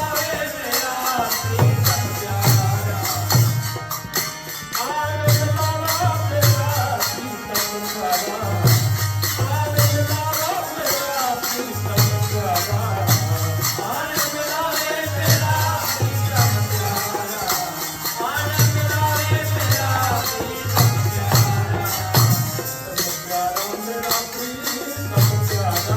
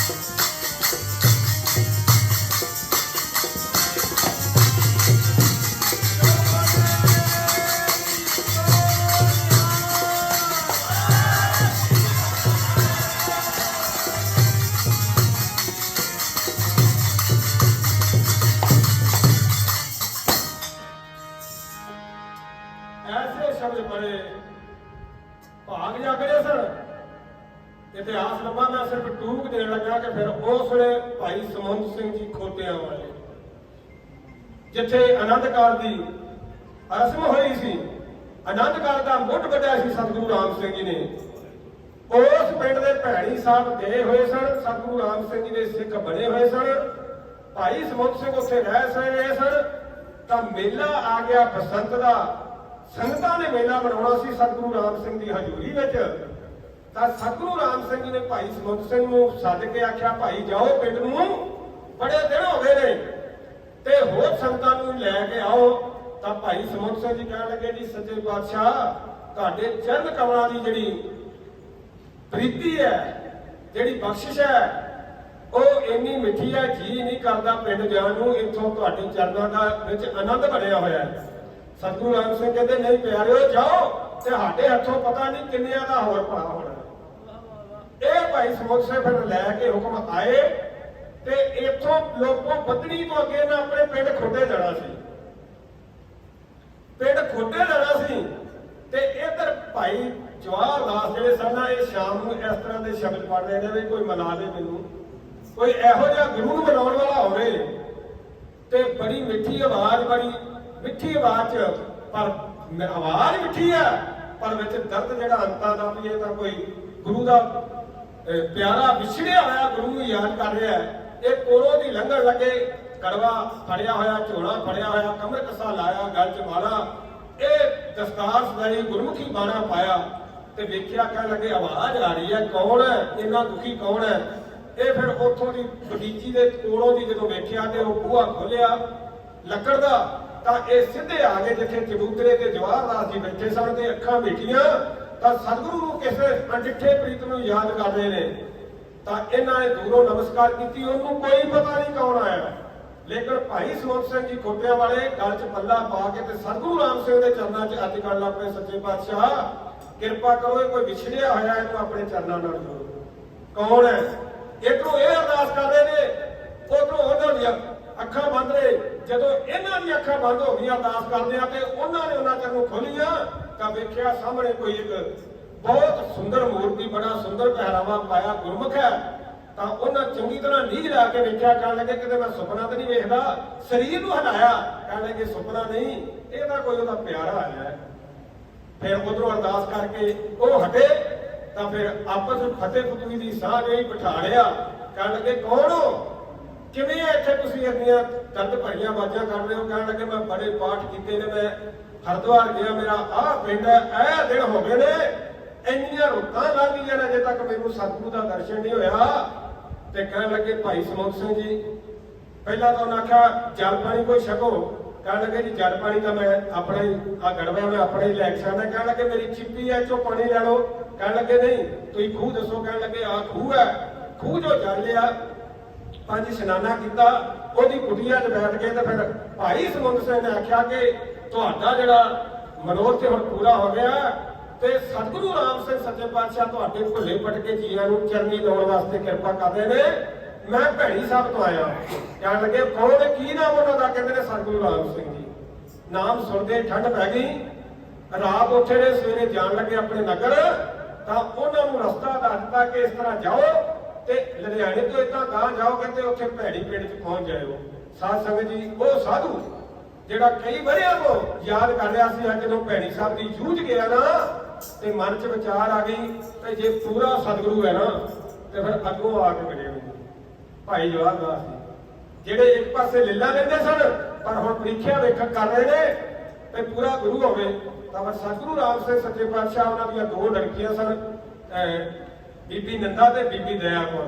ਉਹਨਾਂ ਨੂੰ ਆਖਿਆ ਕਿ ਇੱਕ ਮੰਜਾ ਵਿਛਾਓ, ਚਿੱਟਾ ਖੇਸ ਵਿਛਾਓ, ਪੋਵੇ ਕੋਲ ਰੱਖੋ ਤੇ ਪਾਣੀ ਗਰਮ ਕਰੋ ਤੇ ਅਸੀਂ ਕਿਸੇ ਸਾਧੂ ਨੂੰ ਲੈ ਕੇ ਆ ਰਹੇ ਹਾਂ, ਉਹਦਾ 5 ਇਸ਼ਨਾਨਾ ਕਰਵਾਉਣਾ। ਤਾਂ ਸਤਿਗੁਰੂ ਰਾਮ ਸਿੰਘ ਜਿੱਥੋਂ ਭੈਣੀ ਸਾਹਿਬ ਤੋਂ ਹੀਰਾ ਨੂੰ ਰਾਹ ਜਾਂਦਾ ਨਾ, ਇਹ ਰਸਤੇ ਚੱਲ ਪਏ। ਇੱਕ ਛੇਕਲੀਆ ਕੁਰਤੀ ਪੁਰਾਣੇ ਜ਼ਮਾਨੇ 'ਚ ਸਿੱਖ ਪਾਉਂਦੇ ਹੁੰਦੇ ਸਨ, ਉਹ ਪਾਈ ਹੋਈ ਹੈ, ਸਿਰ ਤੇ ਪੰਨਾ ਸਜਾਇਆ, ਹੱਥ ਸੱਡੀ ਫੜੀ ਹੋਈ ਹੈ ਤੇ ਚੱਲ ਪਏ ਨੇ। ਤੇ ਅੱਗੋਂ ਜਿਹੜਾ ਨਾ ਫਿਰ ਉਹ ਸਾਧੂ ਮਿਲਿਆ ਜਵਾਹਰ ਦਾਸ। ਤਾਂ ਸਤਿਗੁਰੂ ਰਾਮ ਸਿੰਘ ਜੀ ਨੇ ਕੀ ਕੀਤਾ, ਬਸ ਉਹੀ ਕੰਮ ਕੀਤਾ ਜਿੱਦਾਂ ਕ੍ਰਿਸ਼ਨ ਭਗਵਾਨ ਨੇ ਸਦਾਮੇ ਦੇ ਚਰਨਾਂ ਤੇ ਜਾ ਕੇ ਮੱਥਾ ਟੇਕਿਆ ਤੇ ਪਰਿਕਰਮਾ ਕੀਤੀਆਂ। ਸਤਿਗੁਰੂ ਰਾਮ ਸਿੰਘ ਜੀ ਕੋਲ ਗਏ ਨੇ ਤੇ ਉਹ ਸਾਧੂ ਨੂੰ ਮੱਥਾ ਟੇਕਿਆ, ਪਰਿਕਰਮਾ ਕੀਤੀਆਂ ਤੇ ਪੁੱਛਿਆ ਆਓ ਭਾਈ ਕੌਣ ਹੋ ਤੇ ਕਿੱਥੇ ਜਾਣਾ ਹੈ? ਕਹਿਣ ਕਿ ਭਾਈ ਇੱਥੇ ਕੋਈ ਭੈਣੀ ਪਿੰਡ ਵੀ ਹੈ। ਸਤਿਗੁਰੂ ਰਾਮ ਸਿੰਘ ਜੀ ਕਹਿੰਦੇ ਨੇ ਆਹ ਨੇੜੇ ਹੀ ਹੈ। ਕਹਿੰਦੇ ਫਿਰ ਉੱਥੇ ਕੋਈ ਰਾਮ ਸਿੰਘ ਹੈ? ਕਹਿੰਦੇ ਹਾਂ ਹੈ। ਕਹਿੰਦੇ ਅਸੀਂ ਉੱਥੇ ਜਾਣਾ ਹੈ। ਸਤਿਗੁਰੂ ਰਾਮ ਸਿੰਘ ਕਹਿੰਦੇ ਆਓ ਮੈਂ ਹੀ ਤੁਹਾਨੂੰ ਦੱਸ ਦੇਣਾ ਉਹ ਕਿੱਥੇ ਘਰ ਹੋਣਾ। ਬਾ ਸਭ ਗੱਜ ਕੇ ਆਖੋ ਧੰਨ ਸਤਿਗੁਰੂ ਰਾਮ ਸਿੰਘ ਜੀ। ਤਾਂ ਸਤਿਗੁਰੂ ਰਾਮ ਸਿੰਘ ਸੱਚੇ ਪਾਤਸ਼ਾਹ ਨੂੰ ਨਾਲ ਲੈ ਕੇ ਆਏ। ਜਦੋਂ ਲੈ ਗਏ ਨਾ ਤਾਂ ਛੇਤੀ ਨਾਲ ਕਹਿਣ ਲੱਗੇ ਇੱਥੋਂ ਚਲੇ ਜਾਓ ਇੱਧਰ ਨੂੰ ਤੇ ਇੱਥੇ ਅੱਗੇ ਬੰਦਰ ਹੈ, ਉੱਥੇ ਜਲ ਪਾਣੀ ਪ੍ਰਸ਼ਾਦਾ ਛਕੋ ਤੇ ਤੁਹਾਨੂੰ ਸਤਿਗੁਰੂ ਰਾਮ ਸਿੰਘ ਦੇ ਦਰਸ਼ਨ ਹੋ ਜਾਣਗੇ। ਸਤਿਗੁਰੂ ਜੀ ਦੂਜੇ ਰਸਤੇ ਨਿਕਲ ਕੇ ਤੇ ਚੁਬਾਰੇ 'ਚ ਚਲੇ ਗਏ, ਜਾ ਕੇ ਸ੍ਰੀ ਗੁਰੂ ਗ੍ਰੰਥ ਸਾਹਿਬ ਦਾ ਪਾਠ ਕਰਨ ਲੱਗ ਪਏ। ਇਹ ਭਾਈ ਜਵਾਹਰ ਦਾਸ ਦੀ ਬੜੀ ਸੇਵਾ ਕੀਤੀ। ਦੋਵਾਂ ਲੜਕੀਆਂ ਨੇ ਚਰਨ ਧਵਾਏ, जल पानी छकाया तो वो कहते हैं भी मैं सतगुरु राम सिंह का दर्शन करना है। तो उन्हें आख्या कि वो तो चबारे च बैठे हुए जो चले गए चढ़ के चबारा तो पौड़ियां चढ़ के चबारे तक गए, जो सतगुरु राम सिंह का दर्शन किया ना तो फिर मस्ताने हो गए, कह लगे ये तो हो ही नहीं, ये तो हो ही नहीं जिन्होंने जेडे मैनू बाहरों लैके आए ने तो मत्था मैं टेकना सी, ये मैनू मत्था टेकना। फिर उत्थे पाठ किया, पढ़ रहे सन सतगुरु राम सिंह जी, पाठ पढ़ियो और बीज बचारियो ते निवर भ्यगम साधे पंच जना से संग ना छुटक्यो अदक अहम कुछ प्यादे प्यारे इन विद मिल ना जाई मैं किए कर्म अनेका ते हार पढ़ियो स्वामी के द्वारे दीजा बहुत बवेका। फिर ये अर्जा करते रहे, 9 दिन अर्जा करते रहे ते सतगुरु राम सिंह जी कहते तुसी ते 20 तरह साधु हो, तुसी तां 20 तरह साधु हो ते इस करके मैं तुहाडे कोलों कोई पुछना मैं तुहानू की देना चाहना कि सच्चे पातशाह जिन्ने तुहाडे इत्थे आउंदे ने सब नूं भजन दिंदे हो, मेरी वारी कदों आएगी। 9 दिनों तो बाद फिर सतगुरु राम सिंह जी 9 दिनों तो बाद फिर सतगुरु राम सिंह जी ने भजन दिता तो फिर मस्त हो गए। तो फिर बाबा जवाहर सिंह जी वो सन, फिर इन्हां नूं फिर सूबा जी की पदवी नाल सतगुरु राम सिंह जी ने वो पदवी बख्शी सूबा जी की, सूबा जवाहर सिंह जी भाई की डोली वाले बड़े महान सूबे हुए ने। तो फिर सतगुरु राम सिंह जो दरबार च बैठते सन ना सिंघासन से, तो कई बार तो सूबा जवाहर सिंह जी ने पहला आ जाना, कई बार मगरों होना। तो सतगुरु राम सिंह सच्चे पातशाह जब सूबा जवाहर सिंह आते सन ना दौर च, तो सतगुरु राम सिंह सच्चे पातशाह अपने आसन तो उठ के खलो जाते सन, उठ के खलो जाना। एक दिन फिर सूबा जी अर्ज की सच्चे पातशाह संगत ने उठना होता तुहाडे आया, जो मैं आना तुसीं आसन ते उठ के खलो जाते हो, ये इस तरह ना करया करो। सच्चे पातशाह असीं तुहाडे सिख सेवक हां। सतगुरु राम सिंह सच्चे पातशाह नूं नाले बाबा जी कहंदे हुंदे सन, बाबा जी तुहाडे आया उठ के क्यों ना खलोईए। तो फिर उन्होंने भी आख्या कि तुसीं सानूं बाबा जी ना आख्या करो, तुसीं बाबा जी ना आख्या करो, जवाहर सिंह नाम लिया करो। तो सतगुरु राम सिंह सच्चे पातशाह कहते जवाहर सिंह जी वो तुहानू की पता है, हुण सुन लो मैं क्यों बाबा कहना। सतगुरु राम सिंह आख्या त्रेते युग विच तू राजा जनक दा अवतार है, त्रेते युग विच तू राजा जनक दा अवतार है, ते उस युग च तैने सानू अपनी पुत्री दित्ती सी सीता, इस करके जे तुसीं आउंदे हो तो मैं ना उठा ते कौन उठेगा। सतगुरु राम सिंह जी ने आख्या सी जिन्ने जिन्ने वड्डे भगत राजे जिहड़े ने वो मैं सारे अपने नामधारी पंथ विच लै देने। मैं अज ये कर रहा था कि सतगुरु अगों कोट पिंड आके होए लेट है, फिर राजा जय सिंह की गल कर रहा था, फिर अपने वनवास में लैके गया, बड़ी सेवा की इत्थे सतगुरां ने बड़ियां करामातां विखालियां। वो सतगुरु जिहड़ा सी ना वो बेमोहताज सी, जिन्ने भी गुरु साहब आए ने वो बेमोहताज सन। तो सतगुरु जी की उपमा जिहड़ी है वो कहण कथन तो बाहरी है। कहते हैं गुरु की महिमा अगम है क्या कथे कथनहार, कथा करने वाला गाउण वाला उपदेशक गुरु की महिमा को कोई बयान नहीं कर सकता। आओ पंक्ति कह के सतगुर मेरा बेमोहताज ते सतगुर मेरा सच्चा साथ।